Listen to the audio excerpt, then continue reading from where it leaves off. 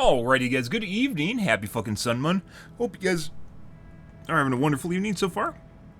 Tonight guys, we're going to be doing the dibs. And we're going to be doing...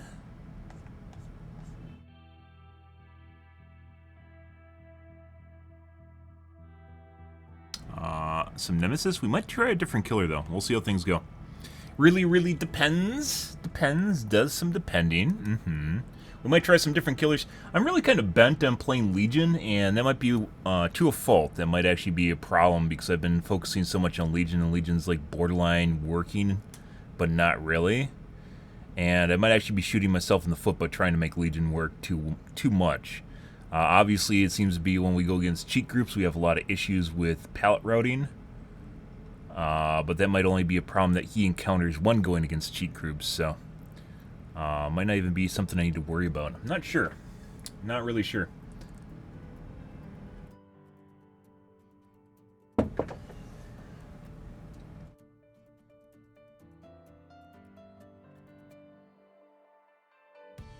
Good.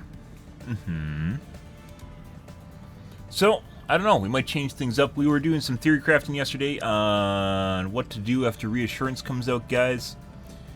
And trying to figure out ways of dealing with that. And I think a lot of it goes around the idea of baiting unhooks, which I do generally, but you have to be careful when you do it, because if you don't bait them properly, you end up losing your tunnel. And if you lose your tunnel, that's a pretty big problem. That's a pretty big problem, guys. And that comes down to finding your tunnel again, so we might have to run an intel perk in the future. And or switch off to a killer that allows you to play around that. I haven't played Doctor in forever. Doctor, I used up all of his add-ons. I don't have any add-ons on him. You have to use the notes in order to have basically certain playstyle. Playstyle depends on which notes you use. So, actually pretty cool.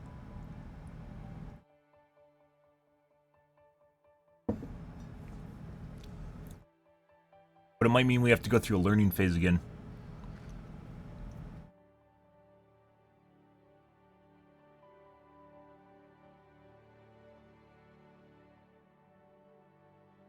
Maybe we need to try playing Dredge more. Dredge also had some issues. Dredge's anti-loop, even though it kind of works, is if you just do it, people just WQ away from you. And you can't teleport to the lockers because you can't see where they are in the loop until you teleport to them. And lockers aren't always in set positions. It depends on which building you're going to, so you can't always reliably teleport to a locker literally right in front of you. They also bait lockers like a teleport with Nurse. They'll bait the locker, so if you teleport to the locker, and putting aside the fact it might be locked, you teleport to the locker and they just double back immediately when you're teleporting because they see it. So, yeah. Penis Face Snipe might not be a good... there's a reason I stopped playing him. Might not be a good example either.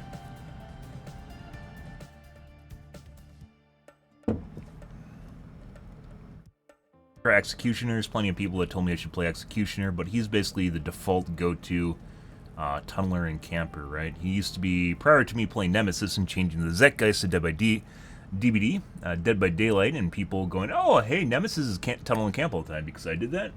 Yeah, because I did that? Executioner used to be the go-to for tunneling and camping, so maybe we'll have to give him a try. I'm pretty sure he's just a worse Nemesis, so we'll have to see. We'll see. There's a lot of options. I really need to flesh out more and just I need a Night of Pain, basically, where I flesh out and try to play other killers, like I did with Legion prior to us playing Kotal. Flesh out with them a little bit just to broaden my horizons and get some more opportunities. Nemesis is too cozy. He is too wholesome and enjoyable to play for me. As such, I just really enjoy playing him, and I don't want to play a different character because he's fun to play. In my opinion, there's a lot of little nuances to Nemesis, and makes him very enjoyable for me to play. But people want to see other killers too, and I kind of want to play other killers, so we might just have to bite the bullet and see where things go. Plan B, guys, backup plan, maybe even Plan C. Plan B for Reassurance is literally we're just going to play Myers and Tombstone everyone. Until BHVR fixes it, we're just going to Tombstone everyone. Yeah. We're literally just going to tombstone everyone. Let's take a look at the tubes here tonight, guys. And... the best floor jack. Yes, I want to see. Project Farm knows what I want to see.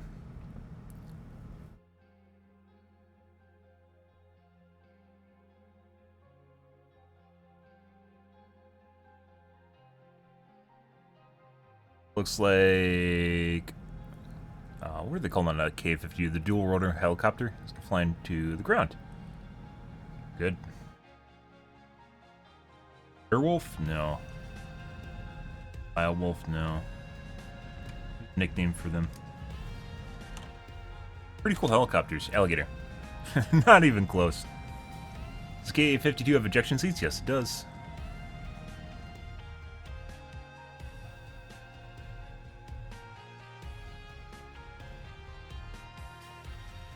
There's only a handful of helicopters that have ejection seats on them.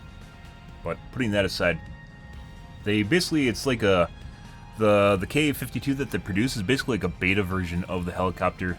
Based on the stuff I've been reading about the war in Ukraine right now, is they vibrate way too much. They never fix the vibration issues, despite them being actually really cool helicopters. Like a lot of kind of interesting Russian stuff, they never actually ironed out the kinks on it.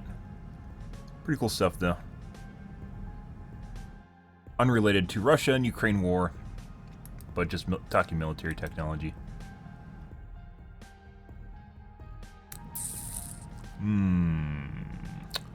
Let's see.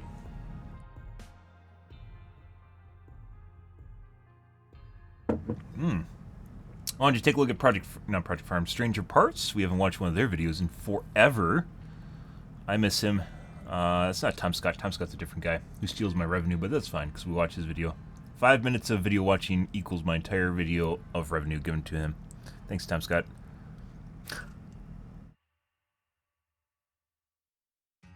As of Glory.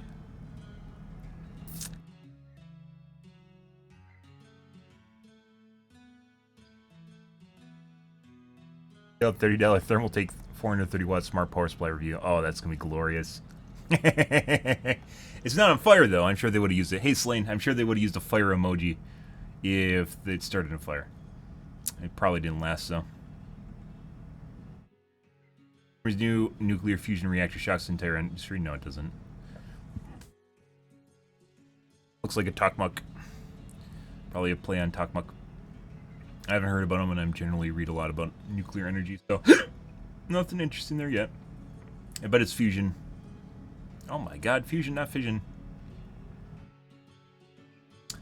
We're just months away, according to them, so.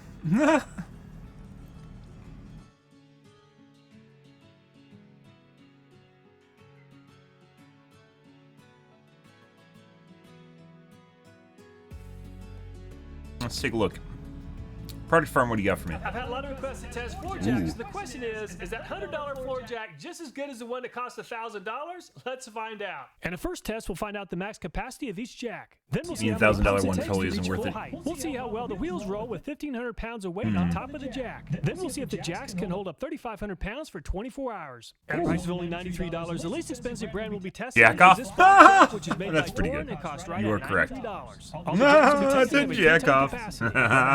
The handle on the black jack is split and very loose. A safety bypass system prevents overloading and ensures safe operation. We're going to test that. The handle rotates 360 degrees. The minimum height without the adapter is 5.75 inches. To achieve maximum lifting height, you'll have to use an extension adapter which has a 2.5-ton maximum capacity. Without the adapter in place, the maximum lifting height is 17 5/16 inches. The advertised maximum height is 20 7/8 inches, but it actually did better than that at 21 inches. If the jack is low on oil, the port to add oil is pretty easy to access. We'll go over how to know when your jack needs oil and how to add oil later in the video. Jacks with a short handle typically take more pumps to achieve maximum height. Without a load on the jack, This is one of the categories where I would not trust Harbor Freight with a jack. Unfortunately, the jack does not return all the way to the home position without some assistance. And the black jack is very light at only 44 pounds. I put together this tester to measure the maximum lifting capacity of each Like, jack. if your life's on the line, would not trust Harbor Freight. Harbor Freight, by the way, if you don't live in the U.S., is a cheap hardware store. They import a lot of Chinesium. 6,000 pounds, you're going to have to apply a lot of downward pressure with the black jack. I had to apply apply 132.5 pounds of pressure Very on the popular handle, with, approximately 6,000 pounds. And a blackjack budding topped out at DIYers, so people that are just getting into home before the improvement. jack's bypass So it's valve really began cheap. releasing pressure. After 5 minutes, the pressure dropped by 327 pounds. At a price of $139, the second least expensive brand we'll be testing is made by Mossdam.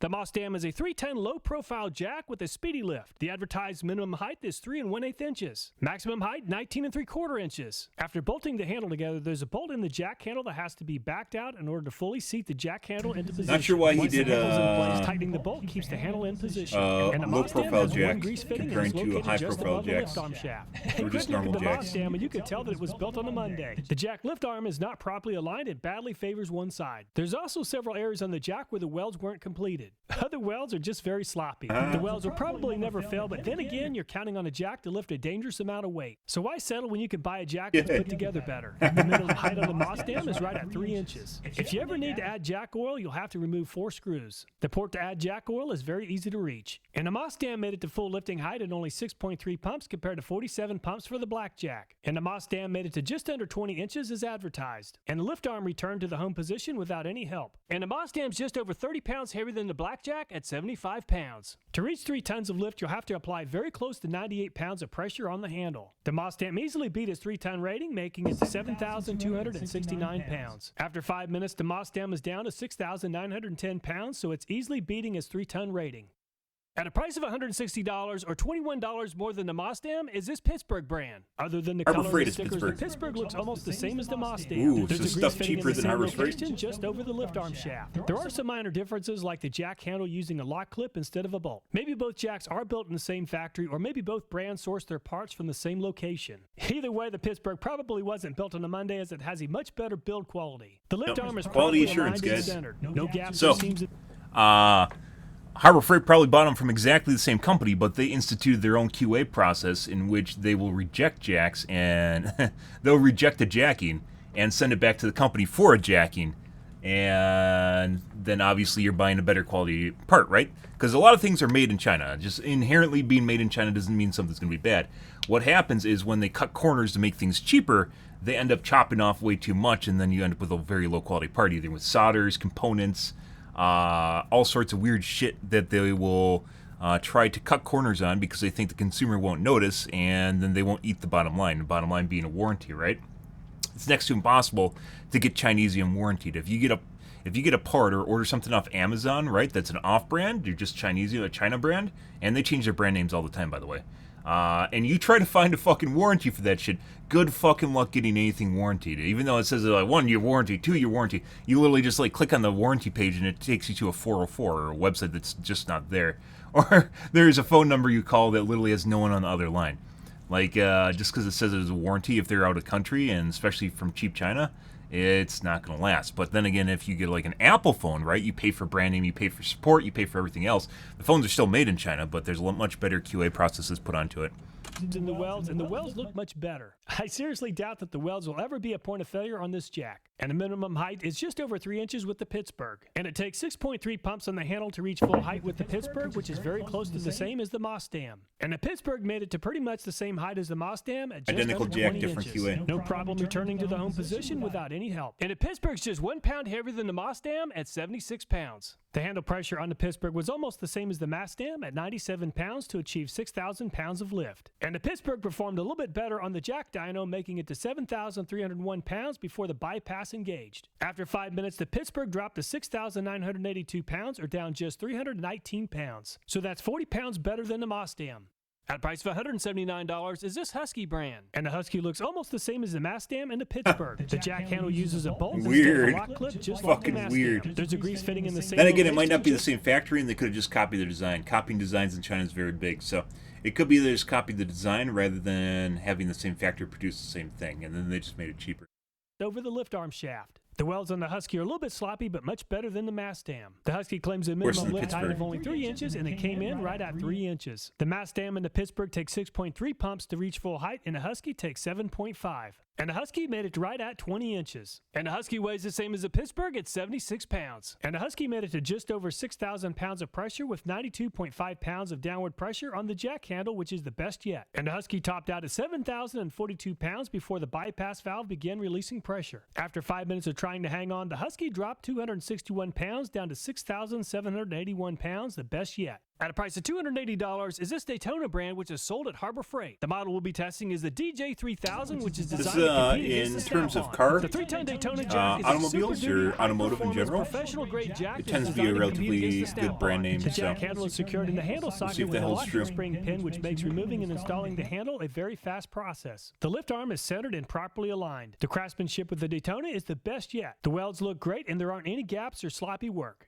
Maybe it was built on a Wednesday. The Daytona has 5 grease fittings, 2 for the front wheels, the lift arm shaft, and the handle socket shaft also has 2 fittings. The lowest the Daytona will go is 4 inches compared to 1 inch lower for the Husky. And the jack not only lifts higher than all the other brands, it does so with less handle pumps at only 4.2. And the Daytona is very close to 23¼ inches at full height. No problem with the lift arm returning to the home position without help. All the moving parts on the jack received a very generous helping of grease. This thing is slick. And Daytona is a lot heavier than the other jacks at 103 pounds. A quick lift jack is nice, but it does take more effort on the user's part. 108.5 pounds to reach 6,000 pounds of pressure, about 11.5 pounds more than the Husky. And the Daytona made it to 6,855 pounds, or about 450 pounds less than the leader. After 5 minutes, the Daytona gave up 310 pounds, or about 50 pounds more than the Husky. Also to price at $280, the same price as the Daytona, is this Archon Professional Tools brand. Unlike the other jacks, the Archon is made of aluminum. Instead of using welds, the Archon is bolted together. You can easily reach the oil port without any disassembly. There aren't any grease fittings on the Archon. They just simply removed the parts cover. have been greased. Just like the Daytona, the minimum They height just is didn't very install the close to cover. 4 inches. The build quality is excellent, and the lift arm is centered and properly hilarious. aligned. Just like the Daytona, the minimum height is very close to 4 inches. And the jack made it to its full height in 6.5 pumps, which is very close to the same as the Massdam and the Pittsburgh. No problem returning to the home position. The maximum height for the Archon is very close to 19.5 inches. And the Archon is very light at only 55 pounds. The aluminum Archon is not only light, it's relatively easy to use at 97 pounds to reach 3 tons of lift. And the Archon made it to 7,029 pounds, which is within 300 pounds of the leader. After 5 minutes, the Archon is only down 195 pounds, the best yet.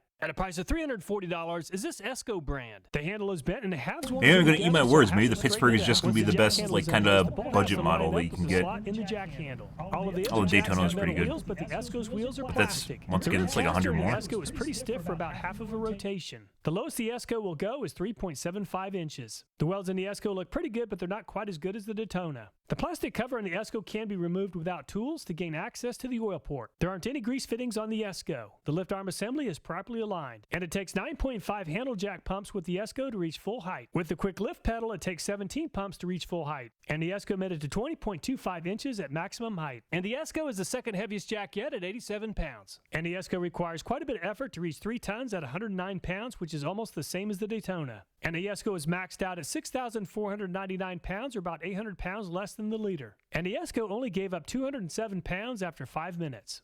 At a price of $1,000 before taxes and shipping and handling is this Snap-on brand. Just like the Daytona, the jack handle is secured in the handle socket with a locking Dude. spring pin. The Snap He just blew his entire budget.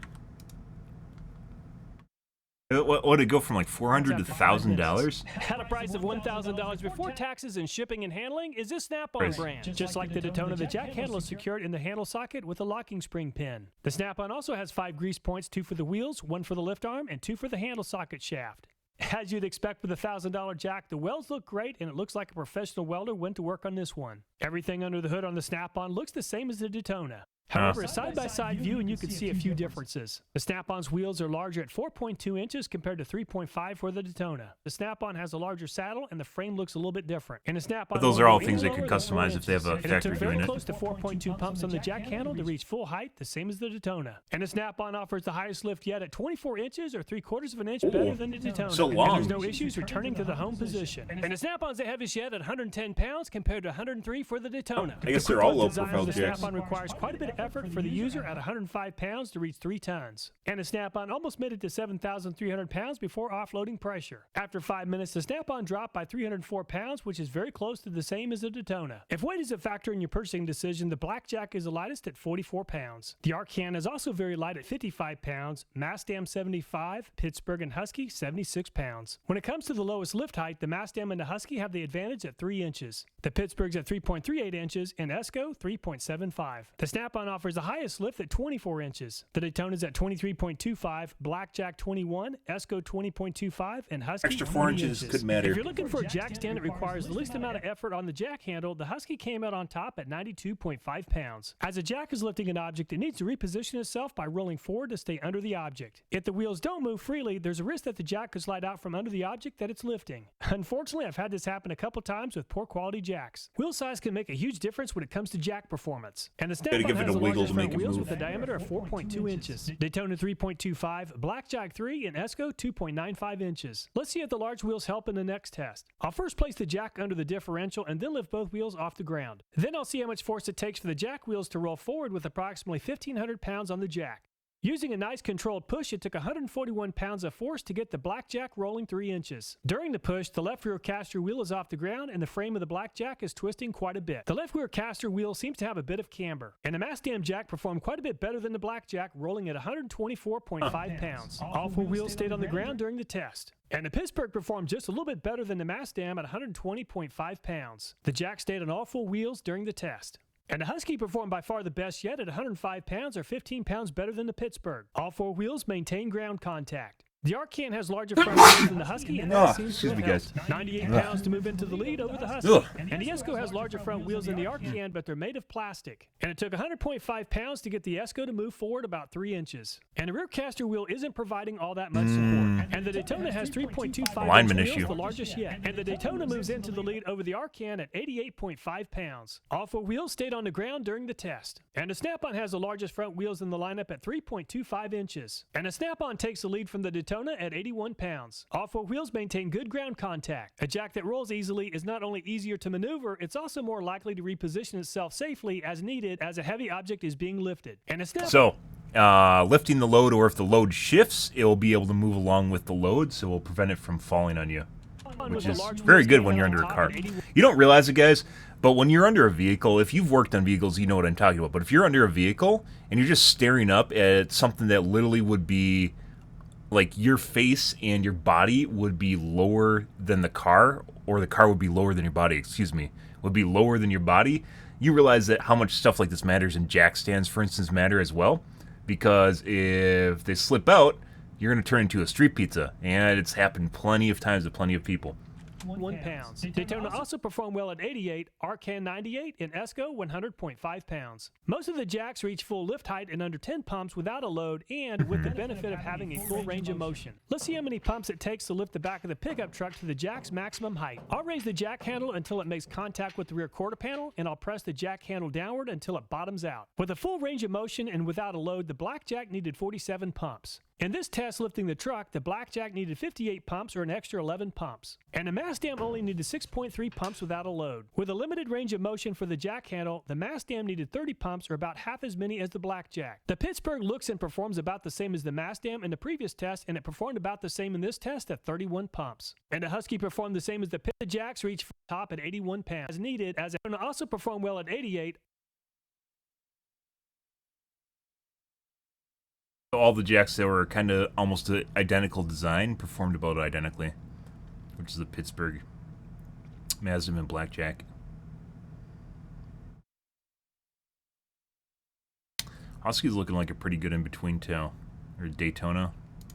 Arcan 98 and Esco 100.5 Still $280. Most of That's the a lot of money. jacks reach full lift height in under 10 pumps without a jack handle. The Mastdam needed 30 pumps or about half as many as the Blackjack. The Pittsburgh looks and performs about the same as the Mastdam in the previous test, and it performed about the same in this test at 31 pumps. And the Husky performed the same as the Pittsburgh at 31 pumps in this test. And the lightweight Arcan needs 6.5 pumps without a load. In this test, the Arcan needed 35 pumps or 4 more pumps compared to the Pittsburgh and the Husky. And the Esco needs 9.5 pumps to reach full height without a load. In this test, the Esco needs 44 pumps or 13 more than the Pittsburgh and the Husky. And the Daytona only needs 4.3 pumps without a load. In this test, the Daytona took 28 pumps to reach 23.25 inches compared to 31 pumps for the Pittsburgh and the Husky to reach 19.75 inches. Just like the Daytona, the Snap-on also needs 28 pumps to reach full height. However, the Snap-on offers an extra 3/4 of an inch of clearance. Several things impact jack performance, including hydraulic cylinder design and handle range of motion. And the Snap-on and the Daytona came out on top at 28 pumps. The Mastdam finished in Whatever's going on with the Blackjack. Blackjack, Because the Mazda and the Pittsburgh were similar designs, but Blackjack's sitting over there at 58. Maybe it doesn't have enough oil in it. 31 pumps. The height of a jack's frame as well as the handle range of motion can have a huge impact on jack reach. So let's see how much reach each jack offers at 7 3/4 inches of clearance. And the highest point on the Blackjack's frame is 6 inches, but the jack handle tilts upward and offers limited range of motion. And 22 inches is as far as the jack will go before the handle range of motion becomes a problem. And the highest point on the mast dam is 6.3 inches. The jack handle can be lowered to around 5 inches above the ground. And the mast dam is able to function just fine at 50 inches of reach. The Pittsburgh is almost identical to the mast dam, and the Pittsburgh performed just fine at 50 inches. The Husky also has plenty of handle travel at So how deep you can get it in? inches of clearance. No problem with 50 inches of reach. The highest point of the Daytona is 7 inches, so it's a little bit taller than the other brands. The Daytona's jack handle offers a great range of motion, no issues at 50 inches. The highest point of the Arcan So this can get in deep 6.5 before you inches. start And pumping? The Arcan performed almost as good as the others on this test at 45 Further under your inches of vehicle, reach. obviously. The highest point of the Esco's frame is right at 7 inches. However, the handle tilts upward and really limits the jack's reach, 30 inches. The highest point on the Snap-on's frame is right at 6.8 inches. And the Snap-on performed very well in this test at 50 inches. If you're looking for a jack that offers good low Maxed clearance out. reach, most of the brands offer at least 50 inches of reach at 7.75 inches of clearance. Handle travel prevented the Arcan, Blackjack, and the Esco from reaching 50 inches on this test. A poor quality or worn out jack won't hold pressure. Let's see if the jacks can hold up these hay balers for 24 hours. The balers weigh around 7,000 pounds each, so each jack will be supporting one side of the baler or about 3,500 pounds each. And the Blackjack, Mazda, Pittsburgh, and Husky survived a 24-hour test without a problem. Let's move on to the next 4 jacks to see how they perform. And the Arcan, Esco, Daytona, and Snap-on held up just fine. While the jacks did survive the 24-hour test, I always recommend jack stands before crawling under an object that's supported by a jack. Some jacks seem to really struggle, allowing for a smooth release of pressure. I tested all the brands on the hay baler, and they all performed just fine, allowing for a smooth control release of the weight. You can tell when the jack is low on oil when the pump stroke feels spongy or the jack won't lift all the way. While other products may work, recommend using an oil specifically designed for a jack. To add oil, the first step is to lower the jack to the home position. Remove the oil fill plug and make sure the oil is at the top of the hydraulic cylinder. The next step is to apply pressure to the saddle and quickly pump the handle several times. Check the oil fill level again and top off with hydraulic oil if it's needed. The jack should be good to go, just give it a test. Assessing the quality of the jacks, including things like weld quality and alignment of parts, is highly subjective. The Arcan and the Snap-on received the highest possible rating of 1. The Daytona also received a very good rating of 1.5. If I had to choose just one jack, I would definitely go with the Daytona when you consider the value price as well as the performance. I also like the Husky and the Pittsburgh quite a bit. I would go with the least expensive of the two, but I would also want to check the weld quality before I made the purchase. Finally, if you're looking for something really light, I really like the Arcan. It's a very nice jack. All the videos in this channel, including this one, are viewer suggested. That's an example of something from Harbor Freight that's not shit, guys. But given the lottery at Harbor Freight, meaning that they don't all have the same level of quality assurance across the board, given the quality assurance you might not get with the jack, or you might get with the jack, if you buy one, you might not end up with a jack that's actually what he reviewed here. You might end up with something completely different because it was welded on a Monday. So I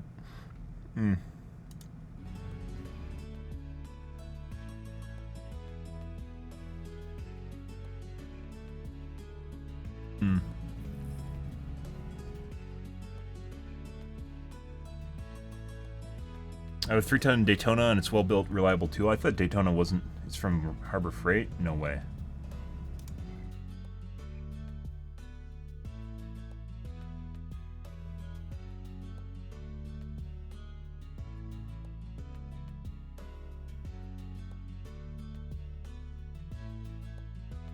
None of the things you're testing you really even matter. You're treating it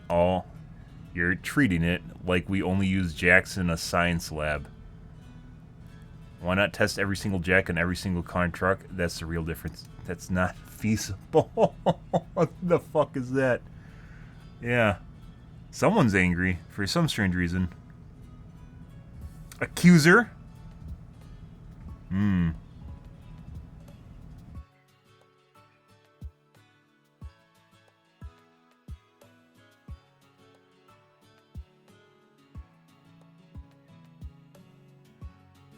I watched the Grand Ole Opry. Ha ha ha. What the fuck?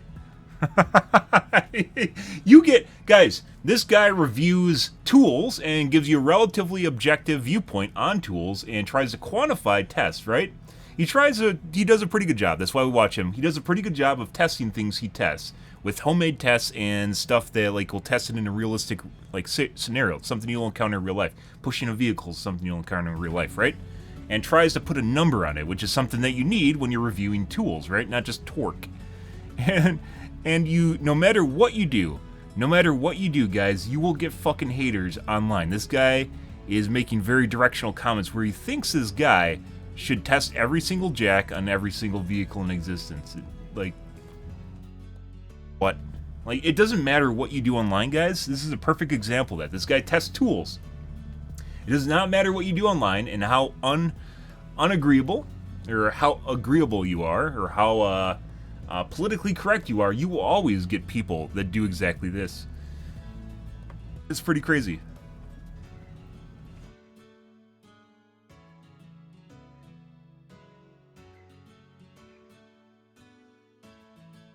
Consider aluminum jacks in their own category. Their lightness is so valuable when you load them in and out of trucks and race car trailers that you really wouldn't want to consider a steel jack for that purpose. You could do a comparison of aluminum jacks, which could be very valuable to those who need to move the jacks regularly. I'd agree. I wouldn't consider a steel jack, but then again, he also weighed them, so I don't think doing a bunch of aluminum jacks would have a very telling picture comparatively to this, besides the weight.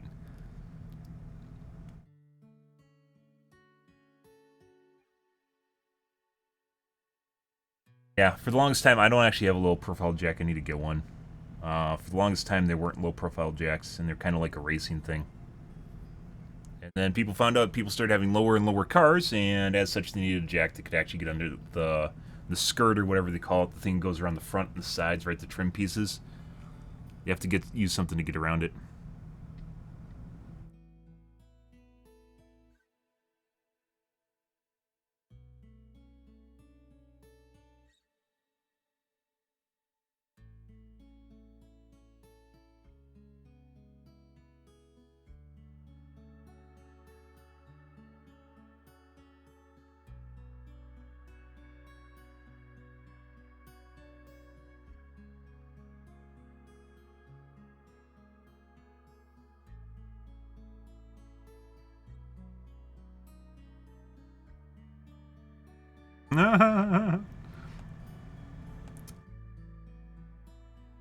Good. Happy Satsang, guys. We did start late, so I'm not gonna look too much here. There's another one I want to take a peek at, though. I want to take a look at Strange Parts. He does some pretty cool videos. Unfortunately, he fell on kind of a rough time. But I'd be curious to see what he is doing. Have him steal all my revenue.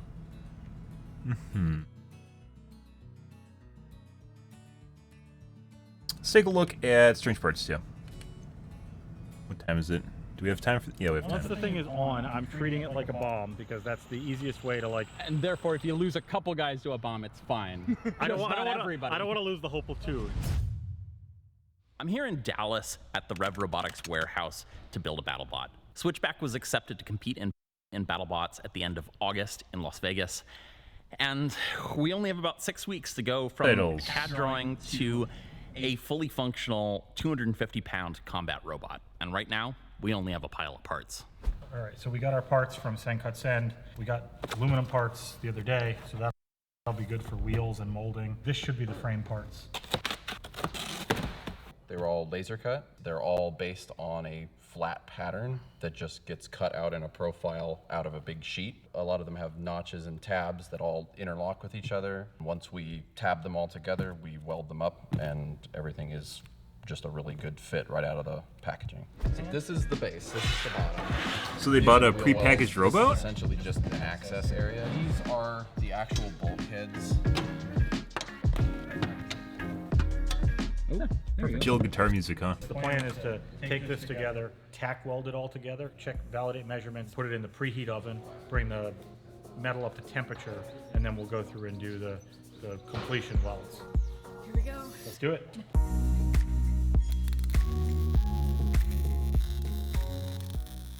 We use aluminum because it's great and easy to machine, and it's really lightweight for its size, for things like motor mounts and gearbox plates and things that don't take big hits. When aluminum takes a big hit, it does absorb a really decent amount of energy, but it tends to chunk apart, and it makes repairability a lot harder.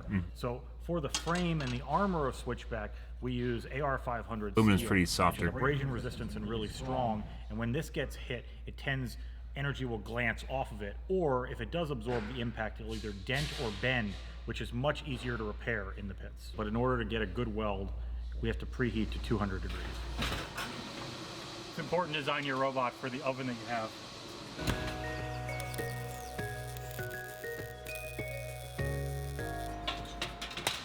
I've been told that maybe I could get to do some welding today.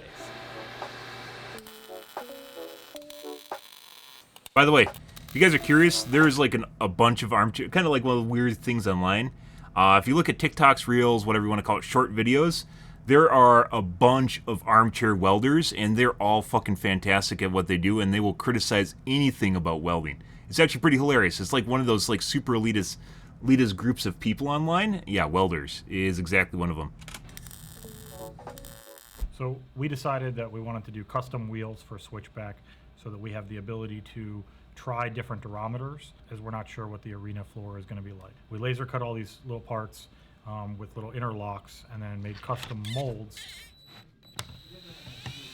So the main thing I will say is that when you spray the mold release, anything it touches will not mold onto. I know. Shake well before using. No, I'm not doing this for camera. Never seen someone shake a can so high. Like, I don't want to go down to the table because, like I do this and it's bad, and I do this and it's bad, and like I'm trying to like stay in this like, no, then it's like. I'm over here. That video is like the best thing that you shot. Okay. I mean, I think that just means that we got to get better video than that, because otherwise that's what I'm going with.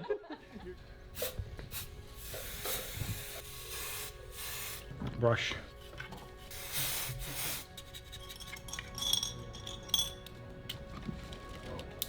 ASMR microphone, guys. Weird. That's good. Stop. That is very orange.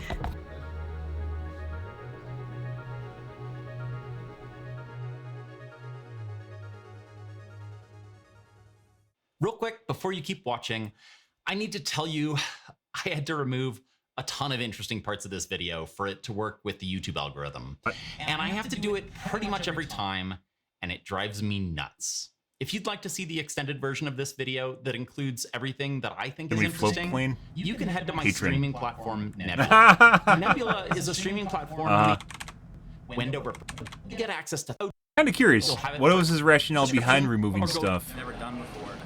Was there a reason for it? He said for the YouTube algorithm, but what is the YouTube algorithm? Just get under 20 minutes? Is that it? It designed the worm gearbox, and it's something we've never done before. I mean, obviously you could just post the extended version on a separate channel, or on the same channel. Never really worked with before, so one of the big things we're trying to get done this weekend is testing that assembly. Oh, well, this is doing I should do my uploads too. Do I have some lovely comments? Oh, yeah. Uh-huh.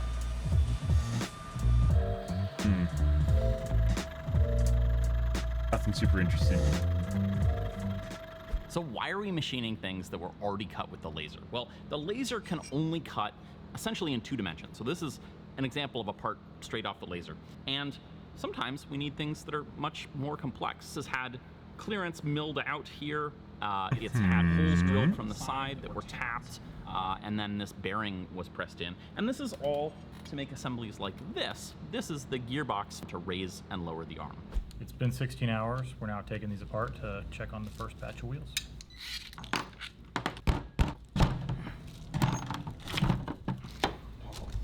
Oh. Man, that actually worked way better. That worked way better than I thought. That is a solid wheel right there.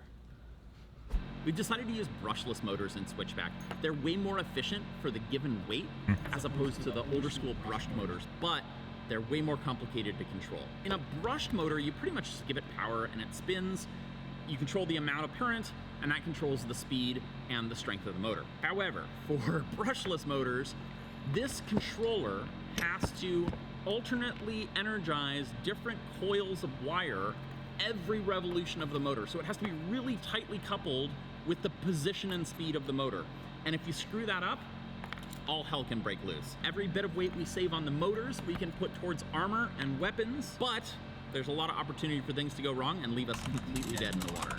So this is the first time we're going to try and spin up one of our drive motors. I got some green lights on the screen. That's a good sign. Now we're going to do the flux linkages. No spin. What's concerning me is we're not hearing any squeal. Yeah. Even. This is the inside of the motor controller, and we open it up after a loud pop. The gate driver has a crater in it, and then underneath this thermal pad, which is now nice and charred. These are the H bridges. Basically some copper vaporized. They started desoldering themselves. It's dead. Make sure our connectors are good.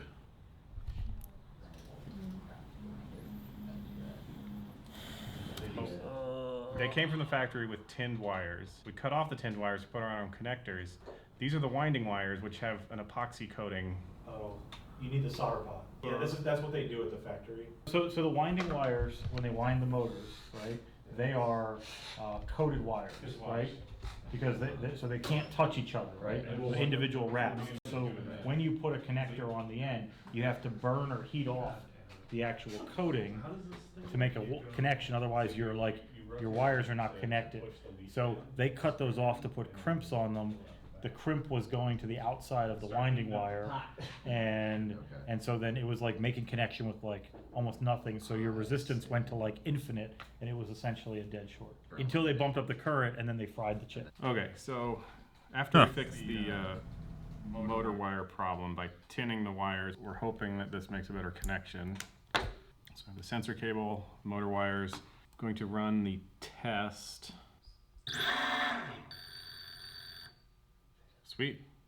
Let's just go straight to controlling it with a radio. There we go. I've heard we're just about ready to put the robot together for the first time.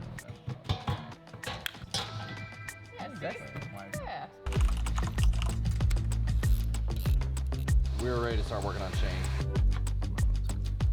Ready to get greasy. Extremely dirty.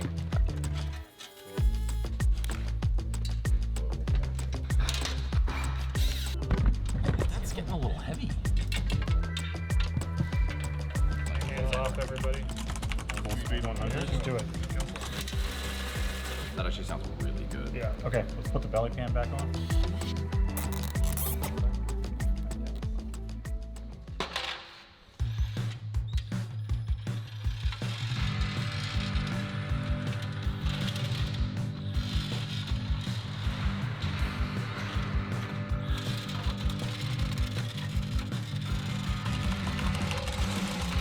Whip turns are going to be so easy.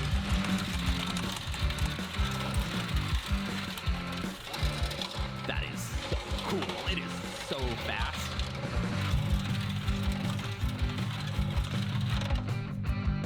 Was that 100%? That was 100. Those look okay.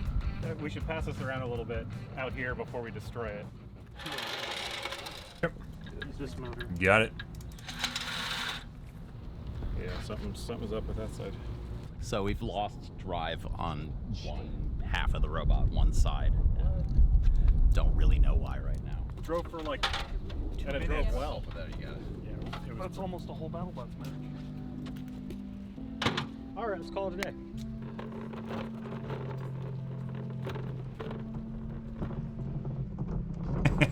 The superhuman walk? Yeah?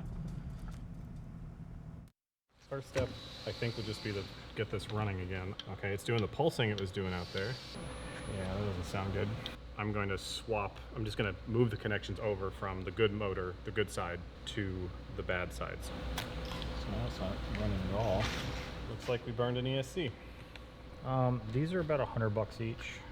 Feels like it's going to be an expensive problem to fix. Dude, Trash. We'll replace it and. they're like literally living inside of a warehouse, like surrounded, like in order to have like a setup like this, they have to have a decent amount of money. This isn't like someone's home. $100 I don't think is that much, unless they're like limited on the amount of money they can spend on it. Again. Now we're gonna focus on putting the arm together. They're like CNC machines and shit, a forklift. Gearbox for the arm. It uses a worm gear in order to turn this chain mechanism into these compliant couplers. That This then fits in here. Yep. Like that. And there's another shaft that gets attached to that. Yep. That shaft passes through this hole right here to another chain, and then that's what we're using to move Articulate the arm up and the down. whole arm. Yeah. This is the one where like we have the most nerves about working, right? Like spinning a blade really fast, that's not that complicated. The drivetrain's not that complicated. But this, moving the arm that's fully loaded, the dynamics, that's where all the complication is. And that's also where like all the doubters are say, what are you guys doing? So we're gonna learn really quickly if they're right or we're right. Yeah. Well, I mean, it's a startup of some kind. I don't know how you do this for a living. BattleBots are still like, kind of like just kind of a dry fit of all the weapon components. So I'm putting all the plates very much a together, hobby I'm gonna thing. put some screws in the top and try to lock the whole assembly down. How much does this thing weigh? 80 pounds. Like, you don't hear about competitive BattleBots, right? Spinning at 10,000 RPM. That's gonna be crazy.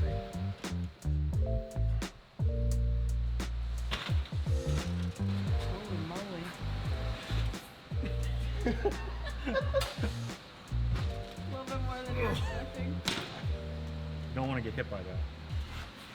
Oh. That's heavy. Oh yeah. That's gonna do some damage.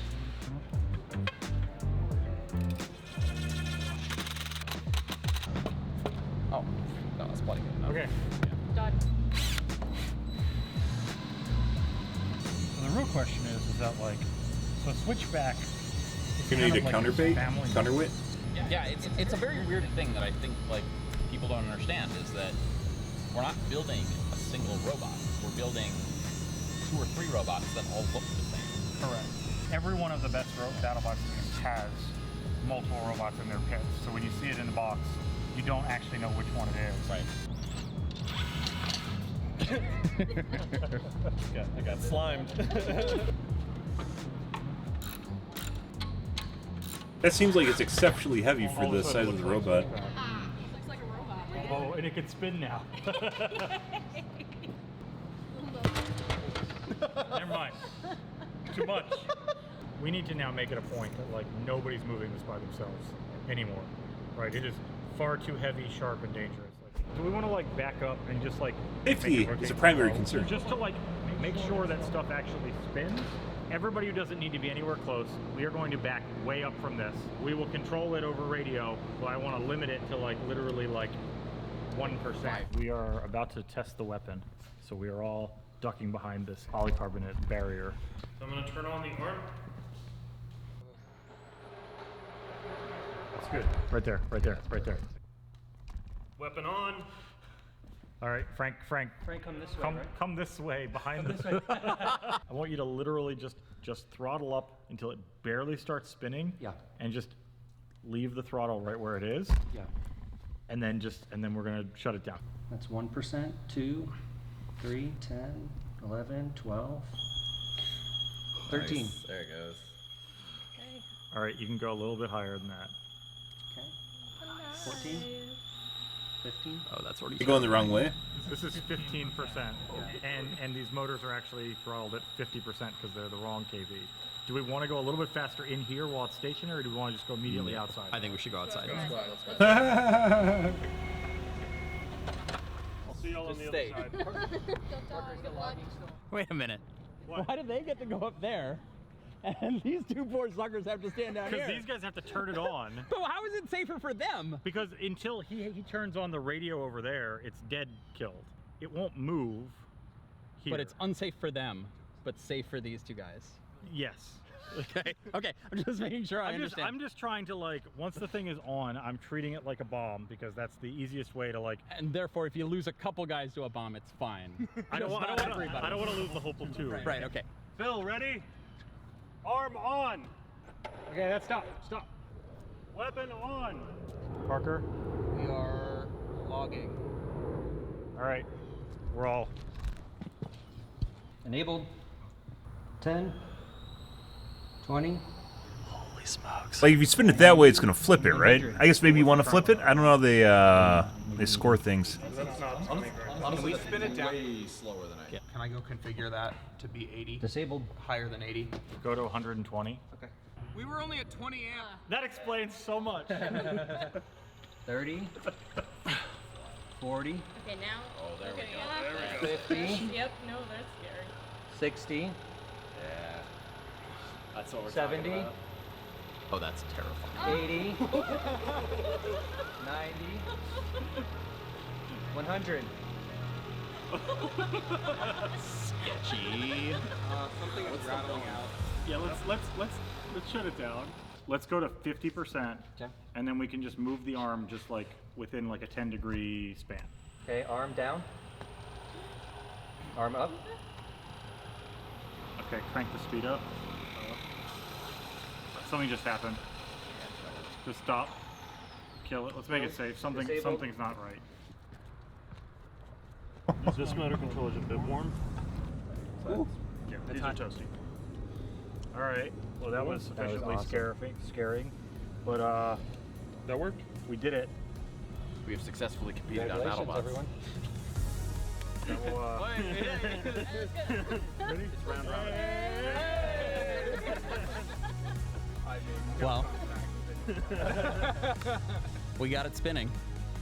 We have, what, a month left? About a month. Just about a month to build 2 fully functional.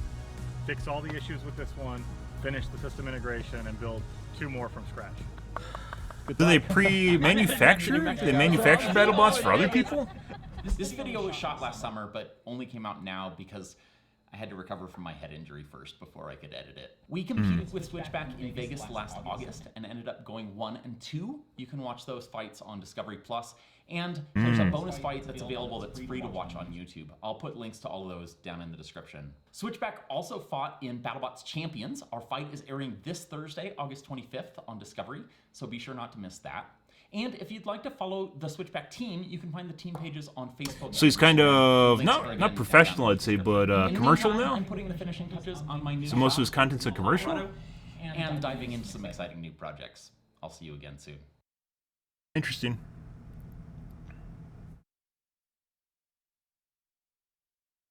When it's spinning at top speed, the steer torque could be impressive. Turning a corner could well flip it over. Interesting. Like when you have a gyroscopic force and you try to turn it, it'll resist the turn. So he's saying the potential for it just to flip itself.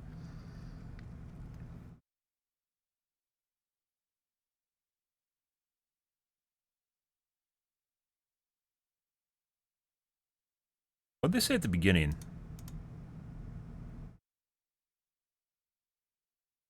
They ordered parts. From Senkatsen, we got. We only have about 6 weeks to go from a CAD drawing to a fully functional 250. So they designed it combat and robot. then right sent now, out we only for have the laser final cutting. parts. Okay. All right, so we got our parts from Senkatsen. We got aluminum Okay. parts the other day, so that'll be good. I thought they bought a pre-built bot. I was like, what the fuck's going on here? Good. Good, good. Interesting. But once again, BattleBots have been around for a while, guys, and not really, haven't really took off. They haven't really went anywhere. I mean, I saw them when I was a kid, so, 20 years ago when I was in high school. And at that time, they basically looked almost identical to they do now. I think they have regulations. Like, they aren't really like BattleBots because you can only do so much with them. They have, like, regulations on, like, you can't use projectile weapons, you can't melt stuff. So, like, all the really cool shit you could potentially do. I mean, at some point, people just turn into a bomb, right? And just like, go up to the other one and explode or something. But it really makes you wonder why they don't actually make it a little bit more engaging or exciting, right? And they don't. It's still the same stuff they use. I don't know what you call this. Centrifugal weapon. Mass weapon, because they use a mass. This is like a grinder, if you guys are curious. This is like a automotive grinder, where you have 2 of those things and they'll counter. They'll mesh between each other and spin around, but use enough force it could actually penetrate the armor. But if you can't use a projectile weapon to penetrate the armor, you could use something like maybe a captive bolt would also do something like that. Captive bolt obviously used for cows. Unrelated, but use something like a piston and heavy-weighted piston to puncture. But yeah, so unfortunately, like, it's kind of still stuck in the same area, which is like they can only do so much with what they have, and then it's just basically very much the same thing. So, like, obviously, if you have projectile weapons, flamethrowers, whatever, people would not be able to be around it. But I think that's fine. We have enough cameras and drones at this point. You don't need people anywhere near these things if they're fighting with each other. So they could have them safe distance and well protected against stuff like this, and have them duke it out, which I think would be much more interesting than having people, like 100 people surrounding, clapping fakely enough in bleachers surrounding a pit. So, but that is what it is right now.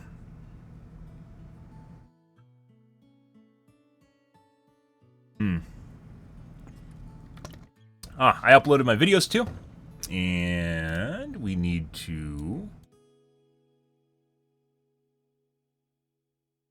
those.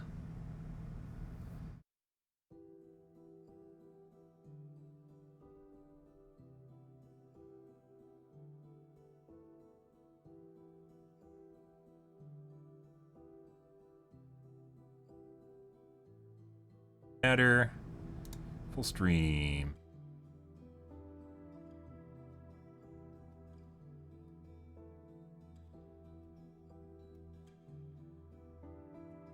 Got a couple highlights too.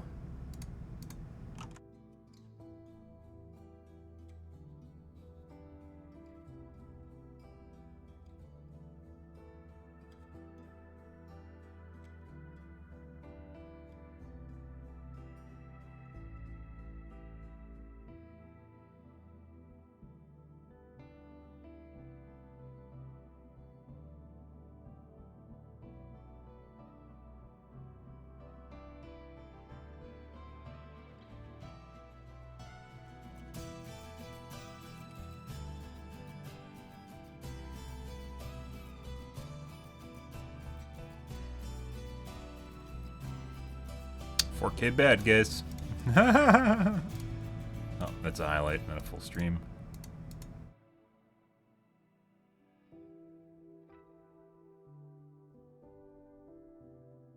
Anto? No. Oh, no, no, no. Just the gutter speak. The English.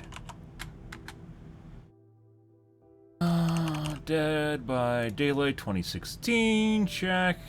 Done.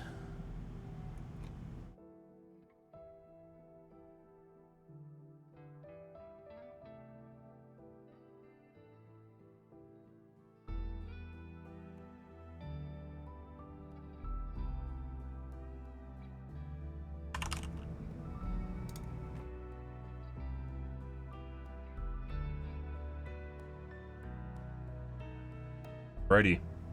And then we need to schedule them.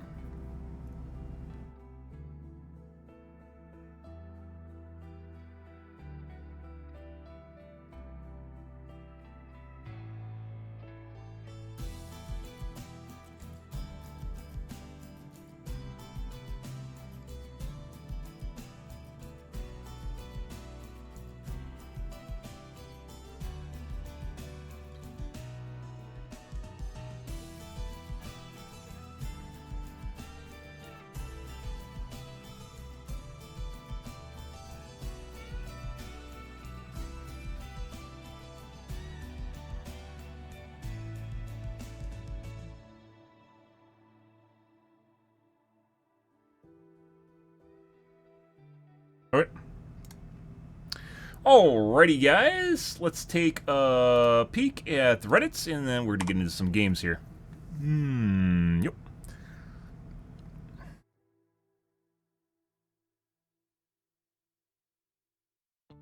$4K1 Fireshark.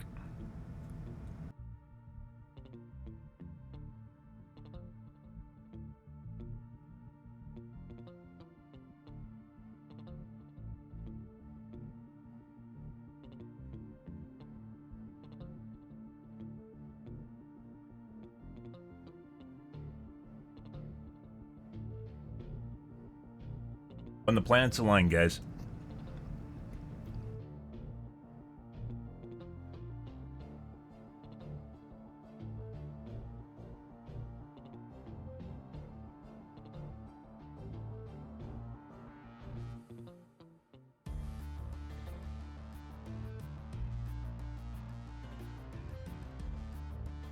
Hero team?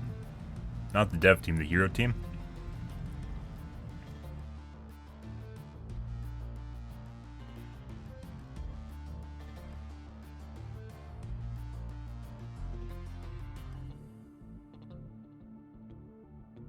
AMD Reddits?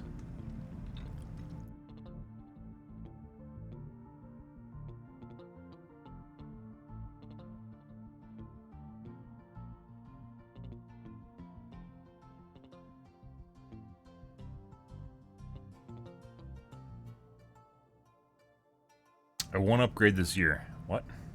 Because you waited and bought a video card this year?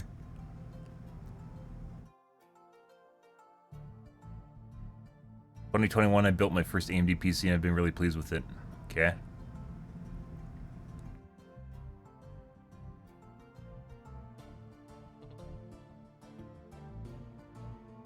Alright. I'm just not going to upgrade. Sounds like he's trying to convince himself while trying to tell other people he's not. And it looks like he's trying to convince himself to not upgrade.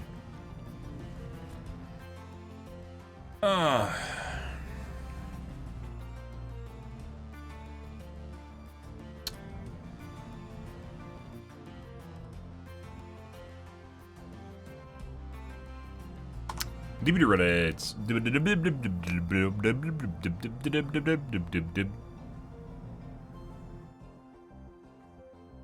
Medics.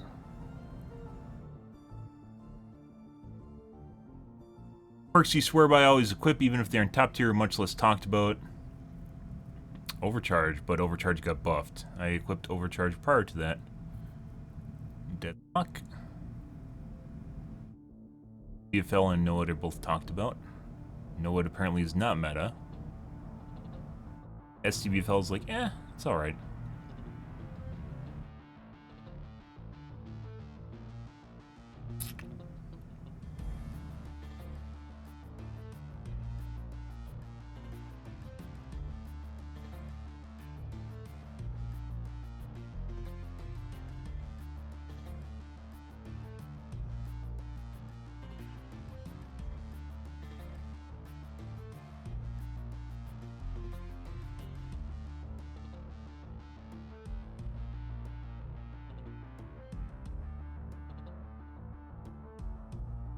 I run DS when OTR lasts longer, gives more distance, can be used twice, isn't covered with slugging, because you can run them both.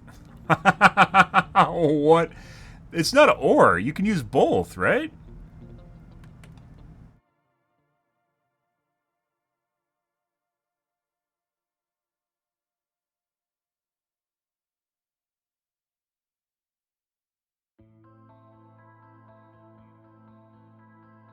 Missed something? I still don't understand why people don't run both of them.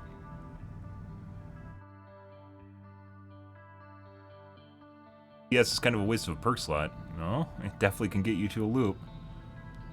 But I'm not a Survivor main. Some of this is like denial. Like, Survivors hate the new DS because it got nerfed by 2 seconds so much that they're willing to shoot, like, cut off their nose to spite their own face sort of shit. And they aren't running it. They aren't running it because it's not as good as it used to be. Not because it doesn't do what it did before, but it's not as good. And I think streamers are perpetuating it. So they basically boycotted a perk that helps them. And if you had to pick between the two, obviously you'd pick OTR, right? But you don't need to pick between the two. You can have both.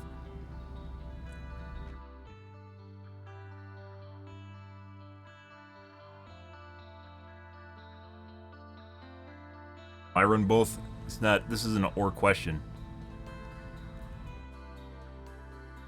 I run DS when OTR lasts longer. You can run both. Which would you rather run? Correct solution there is both.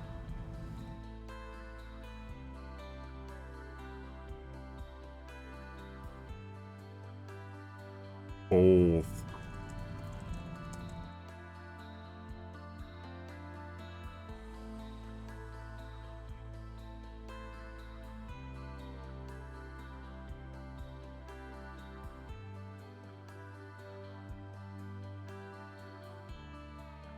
Good. Okay. Both. You can do both. Theory crafting and what to do about killers. Yeah. Both. After Reassurance comes out, nothing new on that front. I think a lot of it's going to depend on what BHVR does, but they're probably just going to release it as is. But we'll see. They nerfed endurance stacking. However, as I mentioned in the other stream, it definitely feels kind of like this might have been intentional. Where they planned on having Reassurance as a perk even prior to the anniversary update.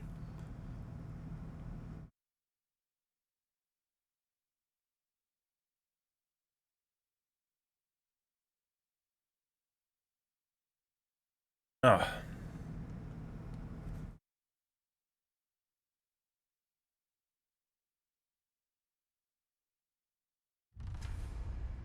Categories here, guys. Good. Time for some fucking fantastic hook camping and tunneling. Oh yeah, can't wait. Can't wait. I'm gonna go wash my coffee cup out, guys. Grab a soda and use the bathroom. BRB.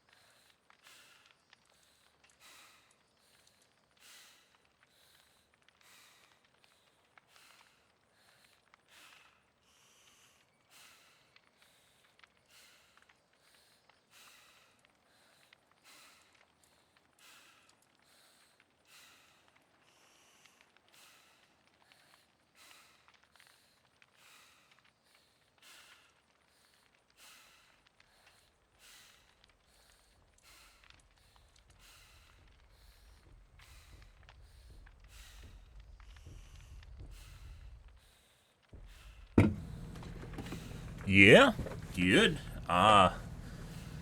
Slaying fanboying for me. Thank you very much.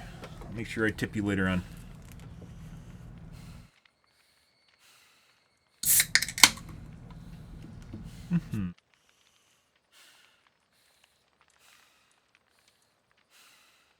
So I finished watching Westworld, kind of on a tangent here, guys.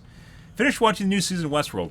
Season 1 and 2, obviously the pinnacle of Westworld. Season 1, obviously, absolutely fantastic. Season 2 was basically the finishing off Season 1. That was alright. Season 4... Season 3 was a lot like they had no fucking idea what they're doing, and it surprised them that they actually got renewed for a third season. Season 4, on the other hand, seems an awful lot like Season 1 in terms of kind of the way that it works. The tropes and characterizations, but in general, the series doesn't seem to know where it's going. And sadly, they canceled Raised by Wolves. In other news, they still canceled Raised by Wolves, probably one of the better TV shows this decade. One of the best TV shows this decade, I'd actually say. Sadly.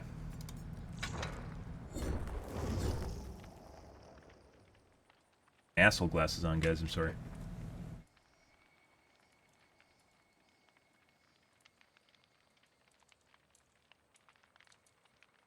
Yeah, but anyway, Season 4, there's a reason a whole lot of people aren't really talking about it, because it's not really, honestly, that super amazing. They basically just did a lot of Season 1.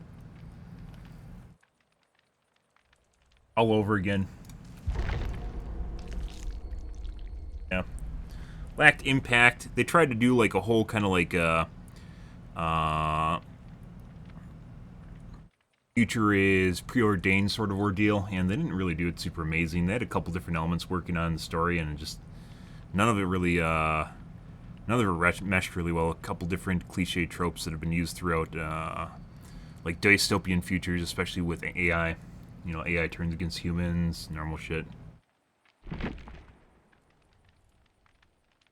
Happens, we are usually getting stream snipe.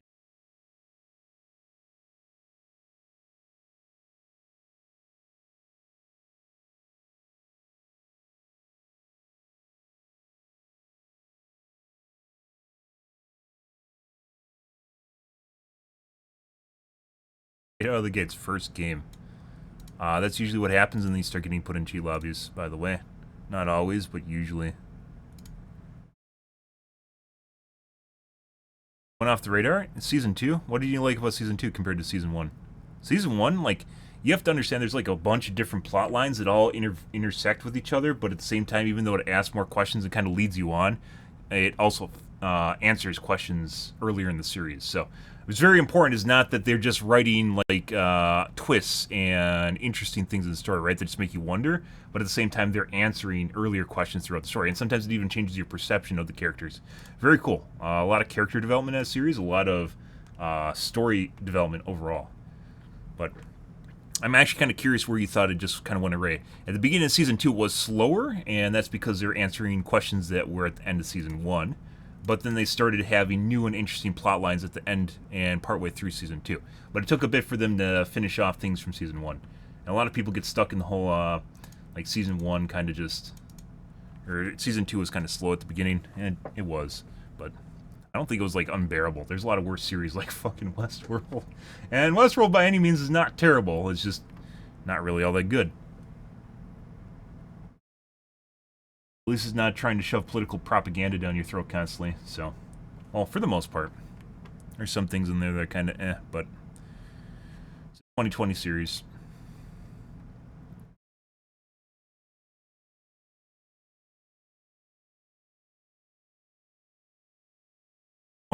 Excuse me. But otherwise, I thought so also Raised by Wolves is relatively new, and when seasons burn a lot of their content in the first season, like they'll blow their load and then they're just done.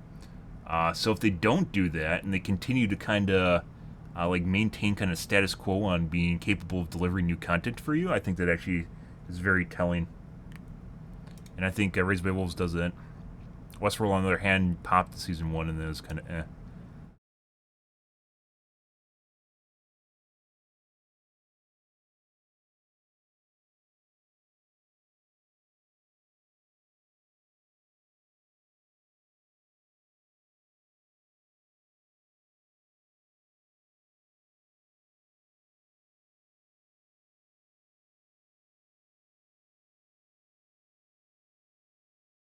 One of my lenses feels weird, I don't know why. Lost interest, I guess. If that's not your cup of tea, I mean, you could just chalk that up. If you don't have like a real criticism, you know, it's just basically subjective taste, right? The AI has been done very often, and most of the times it turns into the same thing, which is humans versus AI, right? And I guess that was...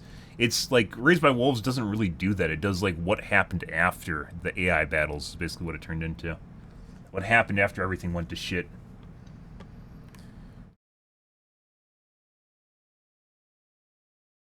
I don't know which one you're talking about. He has a vampire one. Oh, he had a future one. That was like 2010. I was supposed to watch that and I didn't.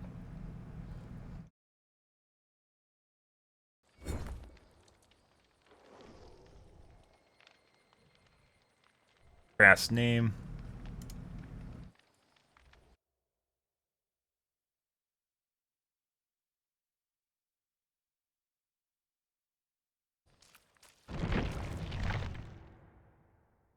Stereotypical, I don't give two shits about anything in my life type person.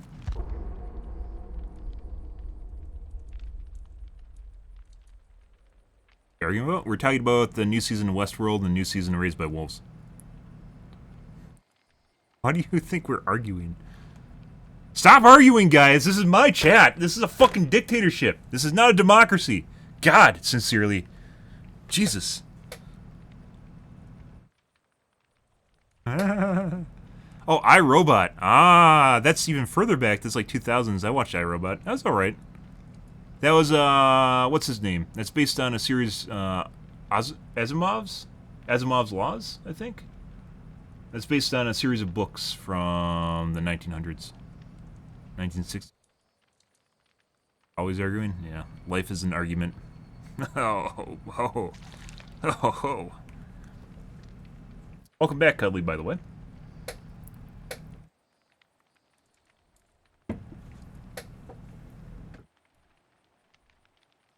By the way, guys, Degenerate Hours start earlier on Sunmun, so we're likely to get more sus games. Hence the start for the work week. Most people go to bed early on Sunday to Monday because they want to get a head start on the work week, so Degenerate Hour tends to start earlier, as you can see based on my queue times. People that I do get tend to be the degenerates, even though it's 12.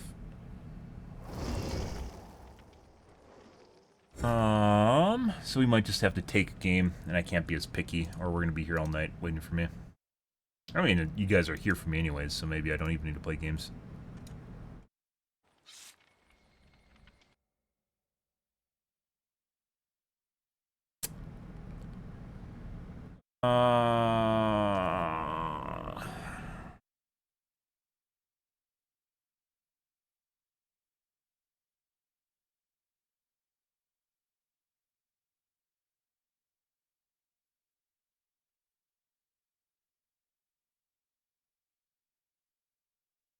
Game.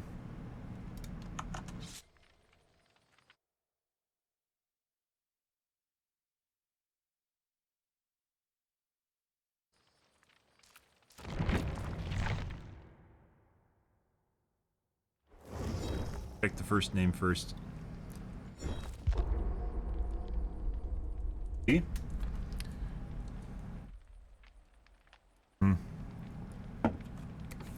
But good. Hope you guys are having a wonderful evening. My grandma had a birthday party today. That's also partially why I was on so late. Turned 95. Imagine. And I commented to her that she's like, you know, once you start getting older, you're like, you start to assume like one of your years is gonna be your last year, right? You're like, the kind of burden you bear is basically each year could be your last year, right?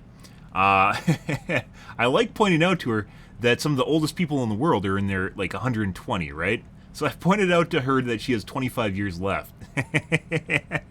And she gets a kick out of that every time. Fucking hilarious. Brother, not so much. I don't know why, but yeah.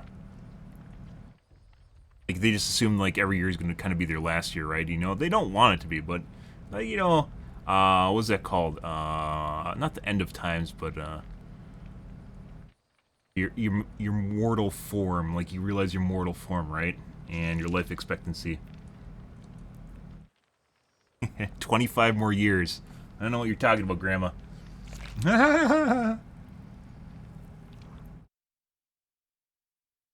He's like, oh, I couldn't live to be 120. I'm like, uh-huh. Yeah, we just were in a lobby with? My dude?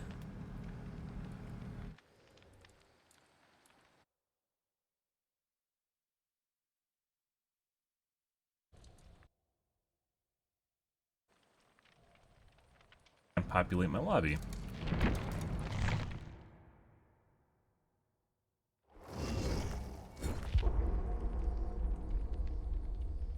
Seeing Anna with some type of actual emotion just threw me off. Actually, they created a mother and father robot, and the father robot was given a funny gene.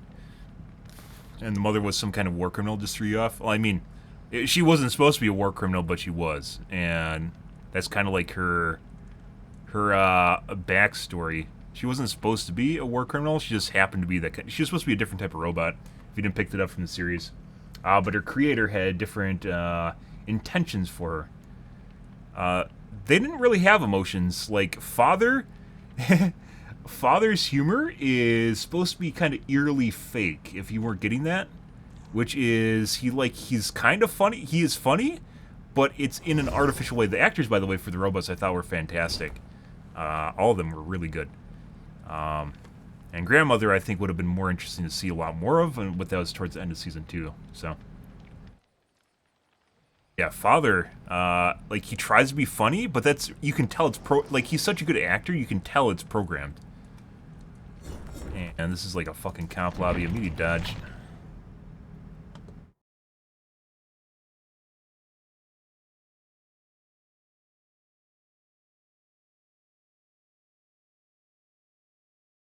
I have to start doing some finagling here.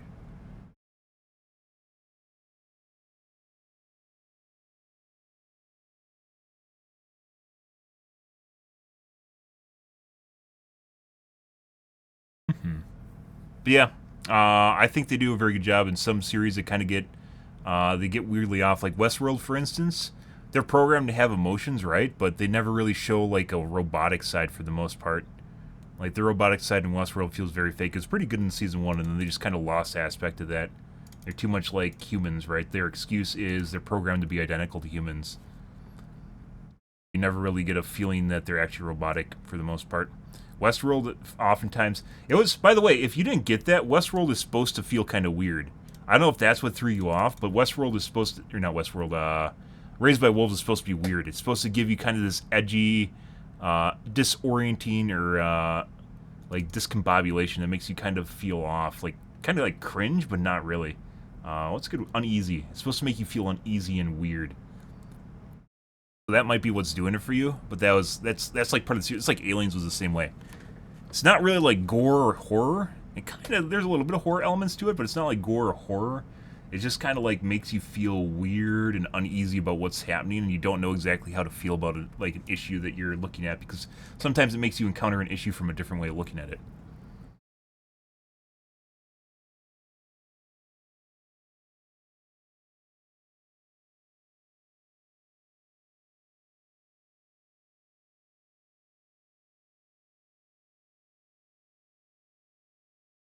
Character selections being placed in a lot of series. Placid?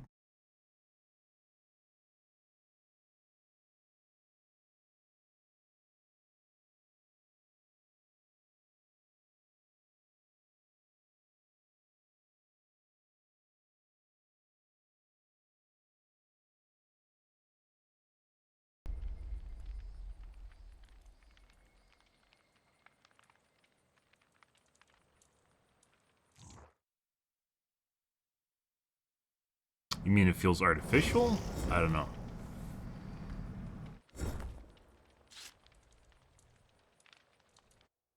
For PC players?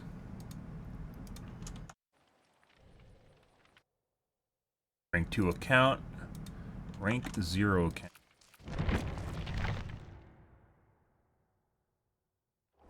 Rank 1 and rank 0 accounts in Steam are very, very rare unless you have like one game on your account. And if someone has basically no profile and is ranked 0 but has like $1,000 in Dead by Daylight, it's a good idea to dodge that shit. Hear about She-Hulk? Yeah, we talked a little bit about it yesterday. And it's basically, it's just turning out the same way Obi-Wan did, where it feels an awful lot like Marvel shilled a shitload of reviews for She-Hulk. And then people are talking about it, and anyone that says She-Hulk is bad is like the I word. I can't use it on Twitch. It's the banned I word. You know, for a guy that's generally single and like in his 30s and hates on women, right? Yeah. Anyone. Yeah. And there is all sorts of things wrong with it. Basically,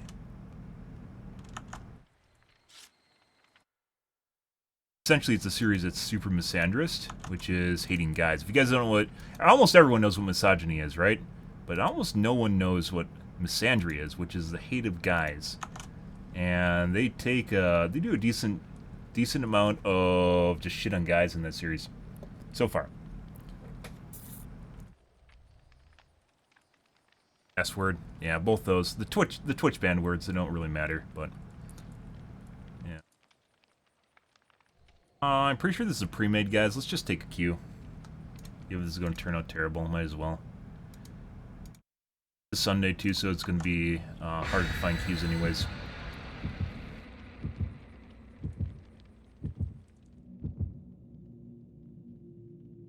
Yeah, I'm gonna wait on. I'm gonna binge watch it just to keep up with the shit. Like I still watch.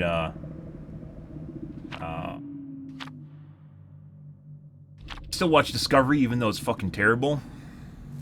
But another series that's hell bent on tearing down the proverbial patriarchy, and like so much so that they don't even spend time making a good series, writing a good plot, having good characters. It's just all checkboxes in the series, unfortunately.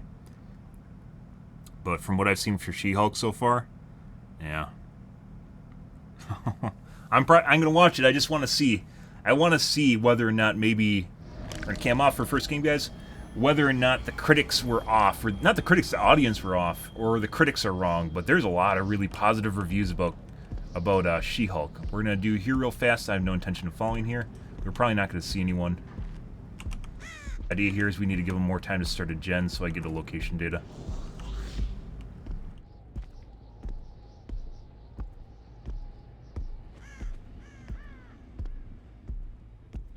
There's something going in the background that sounds like a gen, but it's not a gen.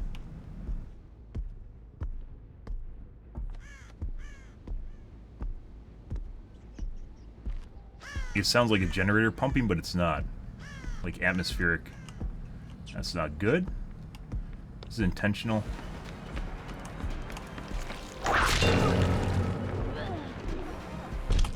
No.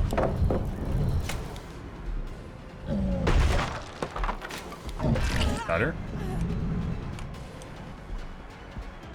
No, we shouldn't have done that one.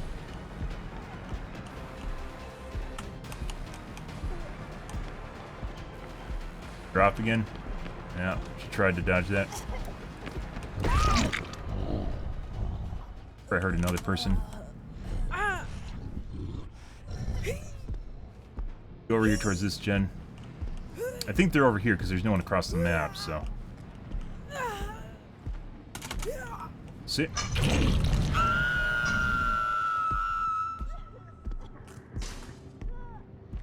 We're across the map. They hid. They were fucking hiding.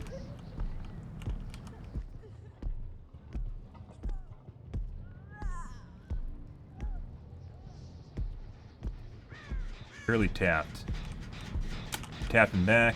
We'd probably go for rescue right about now. Not. I just got a bunch of solos here, guys.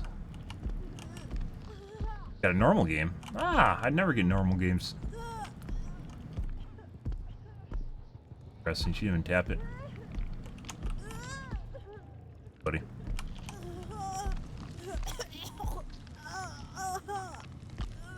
This is actually a really nice hook because it's defendable from both sides. I can body block this. I think with pretty much any killer you can body block this.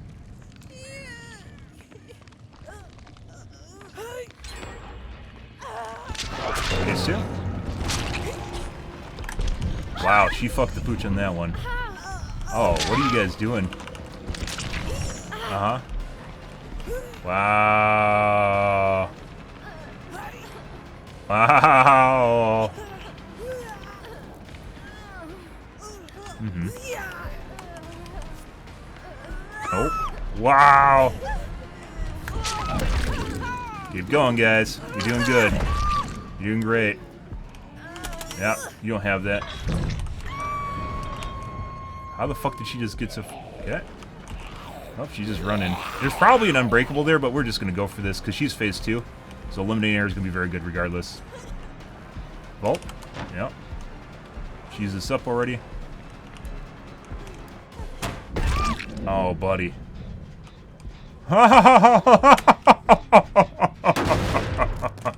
Think she has a DS? She more than likely does not have DS. If she has DS, the zombie will eat her too.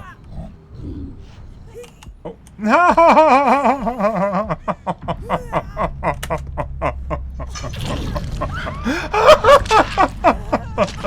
Well, this is what happens when I go against normal survivors, guys, so. Yeah, they just fucked the pooch on that one. Where am I going? There it is. And the two guys on the ground did not have the unbreakable. If one of them was playing safety.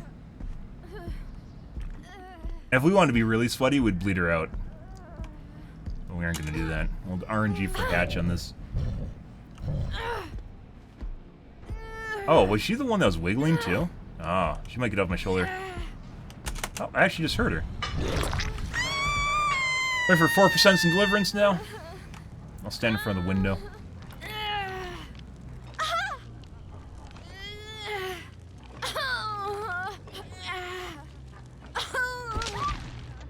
Buddy, your turn.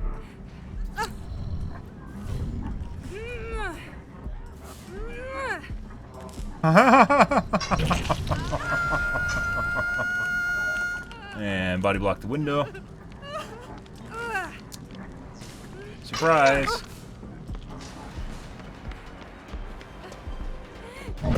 6 seconds. Got a 4%, guys. Surprise, surprise. Unfortunately, we're gonna have to whip her. There's no way around that. We're gonna break this, though.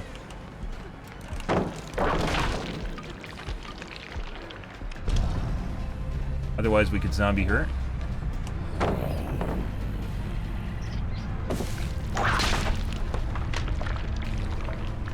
She's gonna drop pallets. We have to whip her. There's like no way around this. No. Should have done that earlier. Last one we couldn't, though.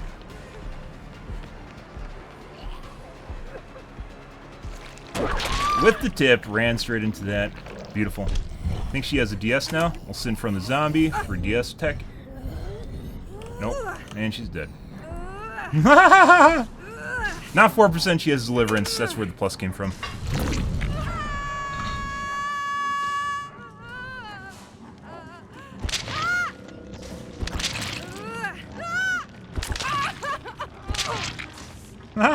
And I don't know what happened to our zombies, but apparently they broke too. Well, that's a wonderful start to the evening, guys. Ah, that's hilarious. Pretty coordinated, but they had no idea what they're doing.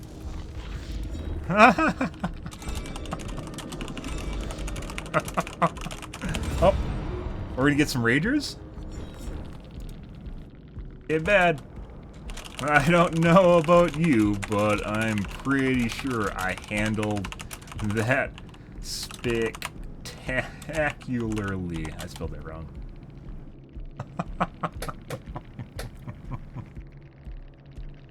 How the fuck did Zarina end up with 12,000 points? The fuck is that shit? No, this is just a normal... This is a normal Survivor lobby. This wasn't like a Super Swift or an Ultra Swift. This was 100% a Swift, but it was not, let's highlight that. But this wasn't like, this kind of Swifts I normally go against. This is just a normal group. Like, casual Swift, I'd say.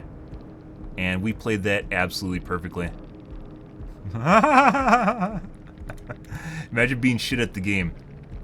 Definitely shit at the game, guys. Yeah, I don't know what you were watching that game to think I was shit, but, you know, survivors. Halo alerts? They add all sorts of weird ambient sounds to the chases.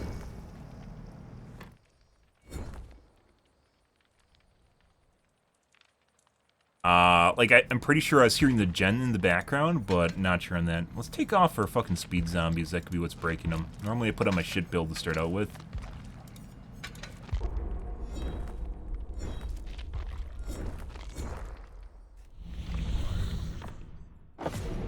Like, you can hear footsteps if you're near burn barrels. The burn barrels sound like footsteps. There is a sound that's part of the crackling of the burn barrel that sounds like footsteps.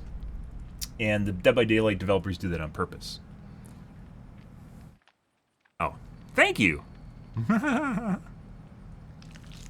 Killtacular.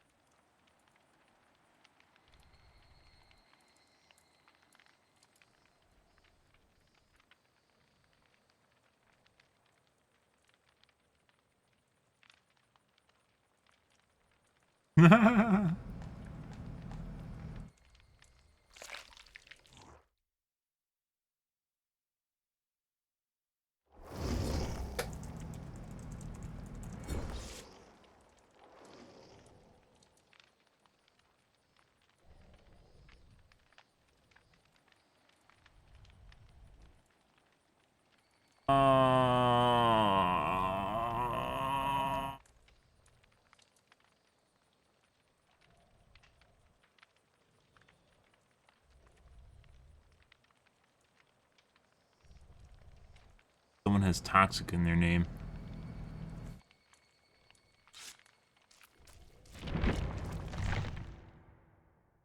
It was alright. If you are into roguelikes, I'd highly suggest playing Hades more, but if you have played Hades and you played out Hades, Cult of the Lamb's interesting. It has a base building component. It's not really that much fun. It gets the upgrades that you need, basically, you get very early on, and then it's just kind of just random shit.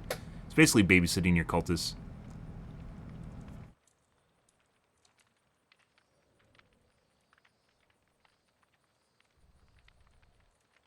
Yeah.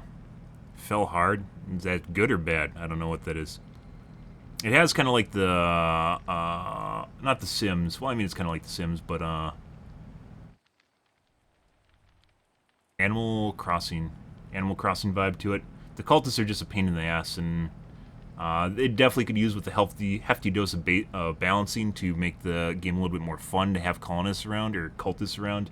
I found that after a while, it just basically got... They're just something to take care of while I was trying to do dungeon runs, and you can't...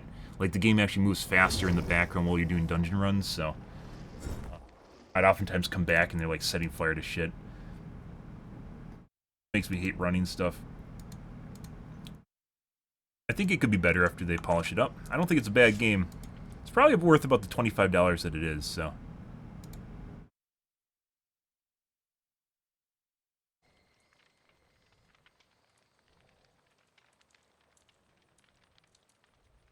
Oh. Oh, that's where you've been. I see, Cuddly.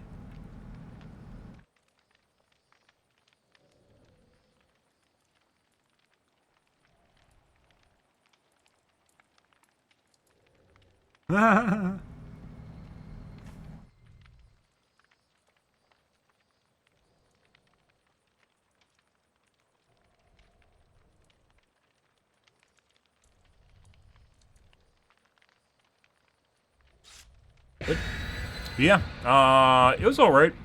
It's probably not one of the better games I've played. Once again, I'm not super big into roguelikes. And it's not really even a roguelike. It's like a dungeon crawler. But it was still interesting. It was worth a break. Unfortunately, since Riftbreaker didn't really work out for us, we needed something single player.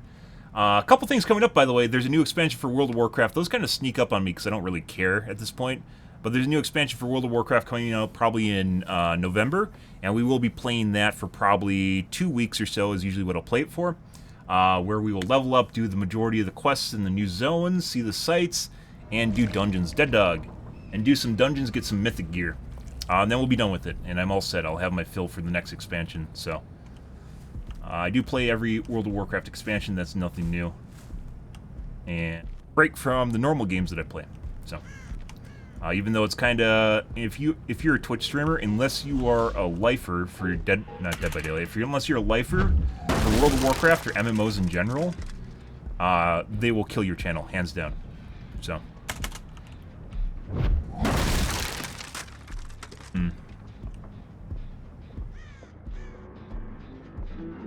You social? You can social. I heard the guy behind me, by the way. We go across the street.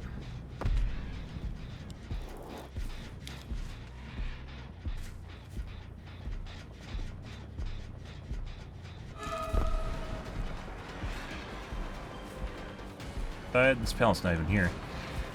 Okay. Put the tip. She seems fast.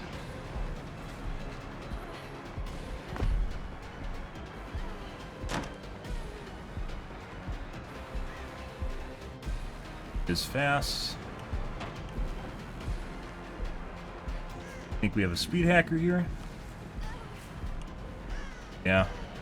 Long window loops are usually the poison du jour of speed hackers, and that's what she's doing right now. She's not even running it the right way either. It's 100% a speed hacker. That's unfortunate. We might have someone take a protection hit here. Nope.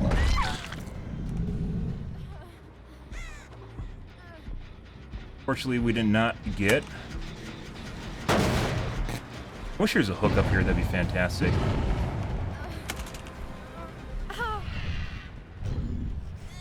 Go downtown. Hey, buddy. Yeah. We're gonna push her, force her to drop.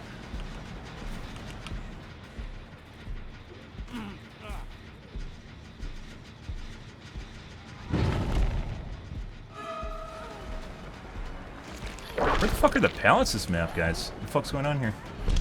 That's really weird. There's always a pallet there. Okay.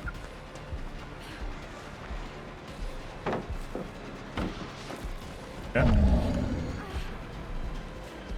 Okay.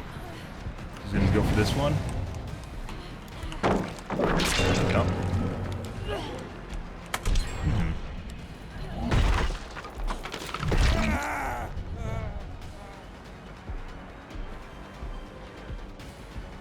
Very fast.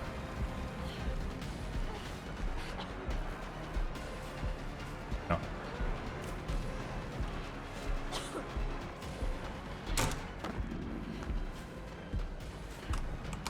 Hey, buddy. No. You phase 2.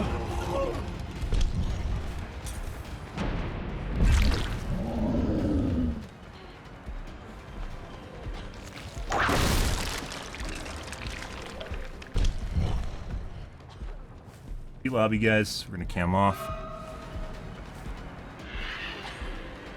Going long window loop once again. This is what they do when they're cheating because they know they can't just run loops because they'll go down. So they run long window loops to maximize their time. And she fucked up. She thought she's better than she is. She should have just ran long window loops. Going kill dungeon. Once again, this is pre-made, so we're probably gonna get down to 1 to 2K. I suspect the other gens are 99 or 99-ish at this point. So we're just going to use this for extra pressure and just camp.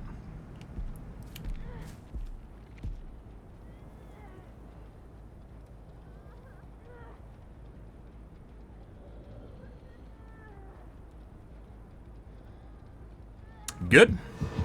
Good, good, good.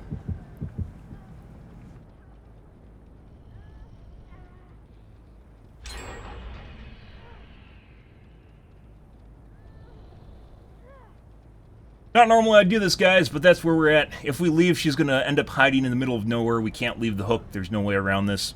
And we'll end up with a 0K. So, we have to camp her out.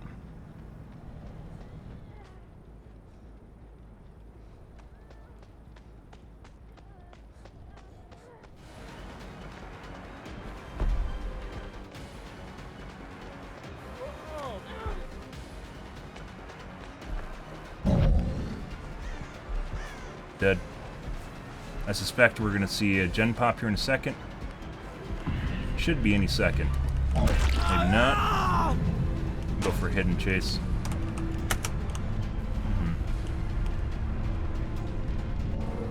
Problem with doing this, he's just going a long window loop once again. Yep. That's the way speed hacking works, guys. It's almost a telltale sign of speed hackers is long window loop. Push him outside.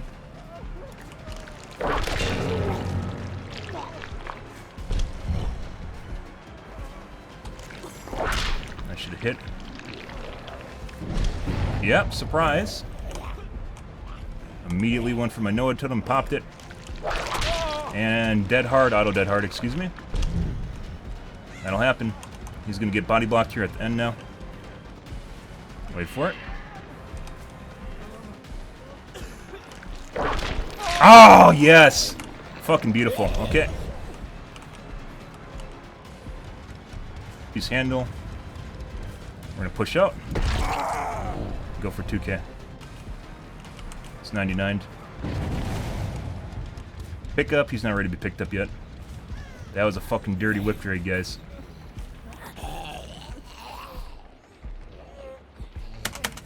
Okay. Oh.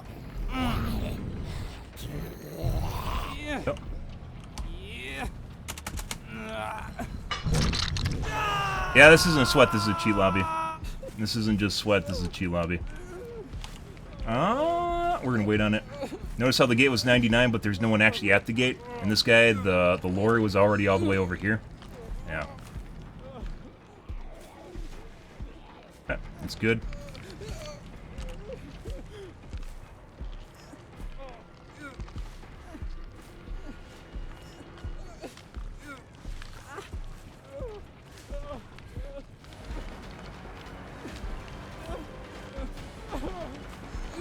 body block. Them handle. We can push her.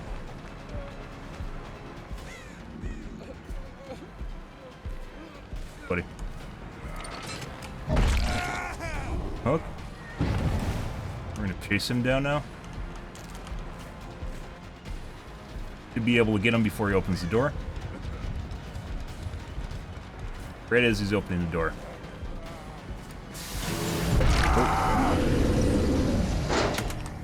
Yep.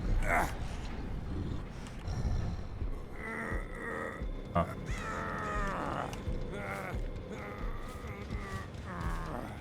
Pretty good game from what I understand.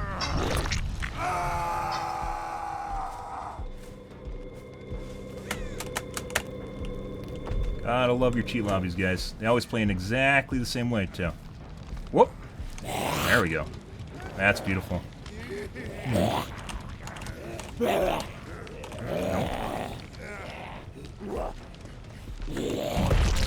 Go for it. She fucked up. Push.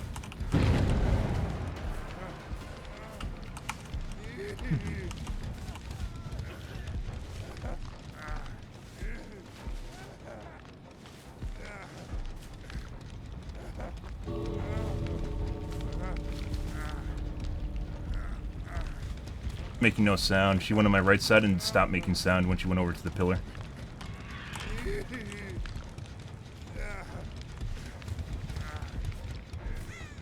Oh. What's going on there? Pretty sure they're going to heal.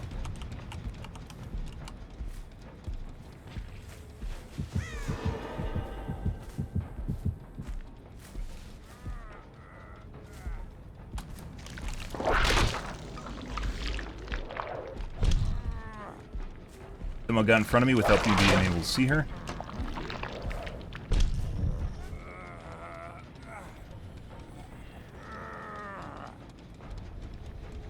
This is why we go out of our way, guys, to vet the lobbies, and we don't just join random lobbies because we end up in shit like this immediately.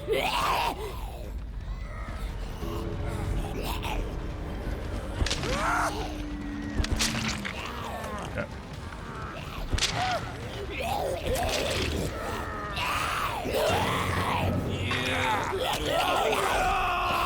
Oh, that's the end of that. That's unfortunate. Oh, okay. Fucking cheat lobby, guys. I was getting pushed by the lorry, which is what cheaters can do. Good shit. That'll happen. Mm-hmm.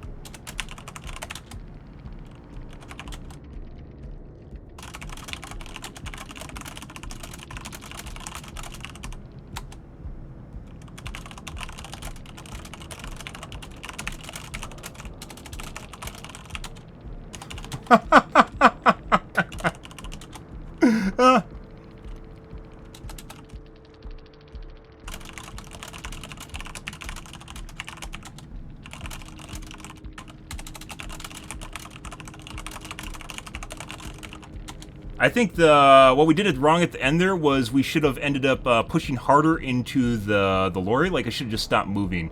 One of the problems that actually happened was I was moving, and that allowed them to somehow squeeze me to the side. I'm not exactly sure how that went. Yeah, this is 100% a cheat lobby, guys. This is a pre-made too on top of it. This is a straight cheat lobby. And I'm not exactly sure how you end up with 24,000 points, excuse me, 25,000 points when you never get in a chase because there's no one in the match. Like, there's no chases in the match because this is a 3-hook game. There's no chases in the match and nothing happened. This is 100% cheat lobby. Those will happen, guys. I think the only option there was at the end is we should have... This is 100% a 4-man, by the way. There's no way you could convince me otherwise. And this guy just changed out his perks at the end there just to be whatever the fuck he wanted. Yeah, it doesn't matter. It literally does not matter. Perks don't matter when you're playing against a cheat lobby. Nothing they do actually fucking matters. We had an auto dead hard there too, which was the Nancy. She doesn't even have dead hard. What? Wait. So this is our tunnel. How the fuck did she take a protection hit? Or not a protection hit, an endurance hit. We saw her take an endurance hit. It wasn't OTR either. It was on our first chase. There's a guy here that doesn't even have the perk for endurance. And... yeah.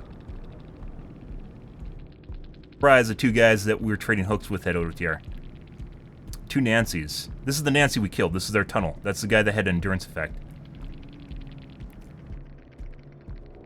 Yeah, this guy on our first chase hit with an endurance effect.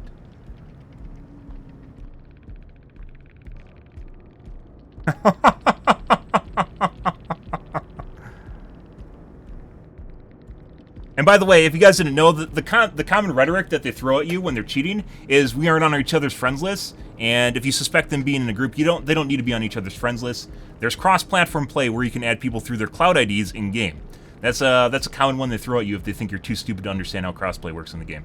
So you don't need to be on the same system. You don't even need to be on each other's friends list to play with each other in the game.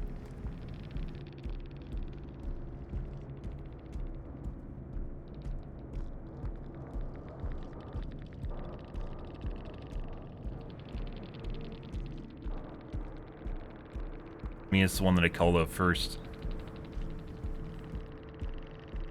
I was I mean, pretty much. I'm pretty sure everyone in this game was cheating, and they were all exactly on top of which gens they should have been processing when. It's 100% straight G lobby. Oh, I'm not.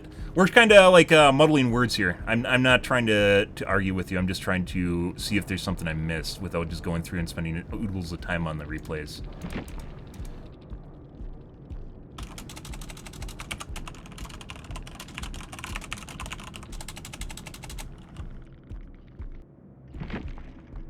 Also feels like the game disconnected faster than normal, but okay.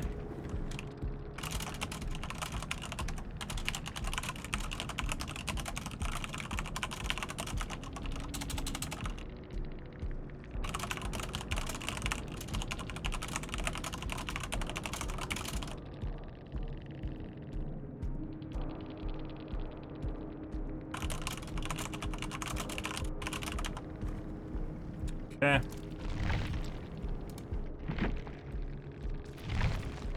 I think we only had 3 hooks this game, too. Once again, these guys are incredibly organized. There is no fucking way, in any way, shape, or form, that this was a solo lobby. There's absolutely no way.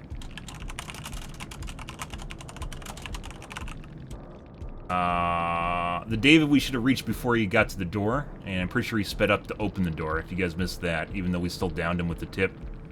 Most of these guys I was hitting with the tip of my attack, which is not something I generally work around. I don't go for the tippity-tip. I go for the tip, but not the tippity-tip, which means they're running too fast for me. Was this David?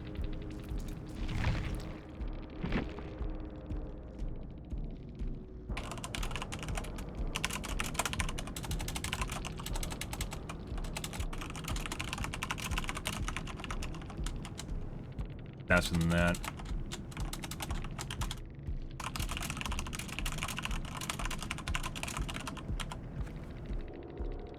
Pretty sure the lorry changed out her perks too. I'm pretty sure this is a stream snipe. So we're gonna do some finagling here in the background after this.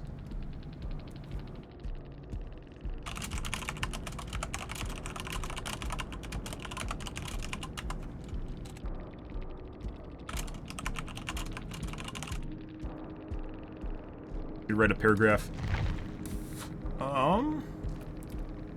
Unfortunately, most of these guys we didn't actually end up in chases with.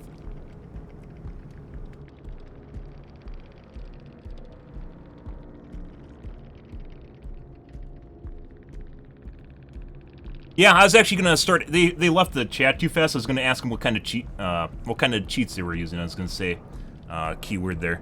I was gonna ask them what kind of cheats they were gonna use, and I was gonna list off some popular ones and see if they actually take the bait on that. Or maybe I should actually use mention that the cheat's showing. So if you guys didn't know, certain cheats will actually tell you if you're playing against someone else that's cheating. So if you act like maybe you have a cheat that's telling you that they're cheating, they might admit to it too. It is very, very, very difficult to get people to admit they're cheating when they're subtle hacking. They subtle hack because they want to jack off on you. That's the whole reason for doing it. And this is 100%. Those gens went way too fast. There's no way these guys were solo. They were right on top of protecting the Nancy early on, with multiple people coming in for protection hits multiple different times, all the way across the map. Like, they're literally right there waiting for her. So this is not... First off, they're obviously lying about this not being a pre-made. But then on top of that, obviously, they just pounded the gens insanely fast. Yeah, I think the best bet there at the end would literally have been to not move.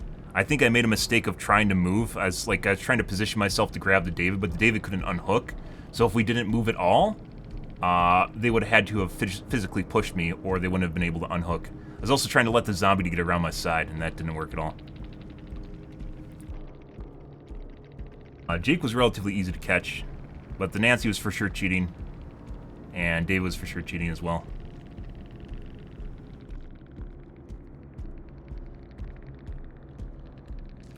Cheat lobby, guys. All right, it's our first one of the night. Not just cheaters as a cheat lobby. So there's a 4-man pre-made for cheaters, which means they're trying to get in my games right now. Which means we're gonna do some stuff and things and stuff.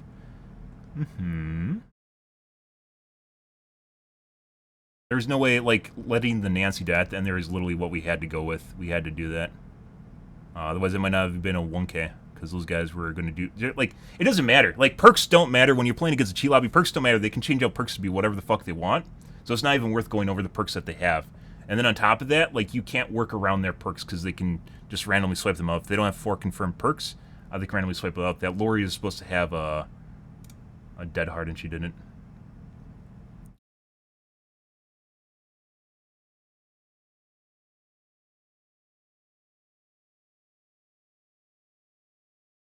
Weird. There's definitely going to be an auto dead hard, but there wasn't anything there.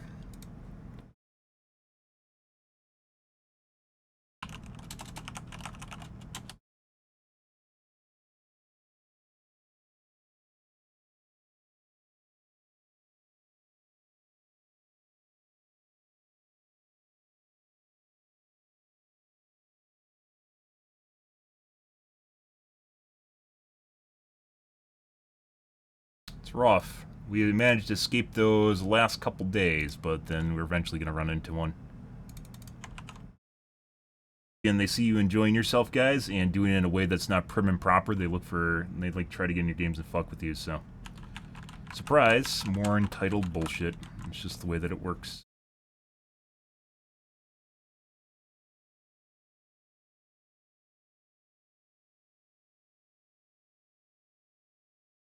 But yeah, that's very difficult to do.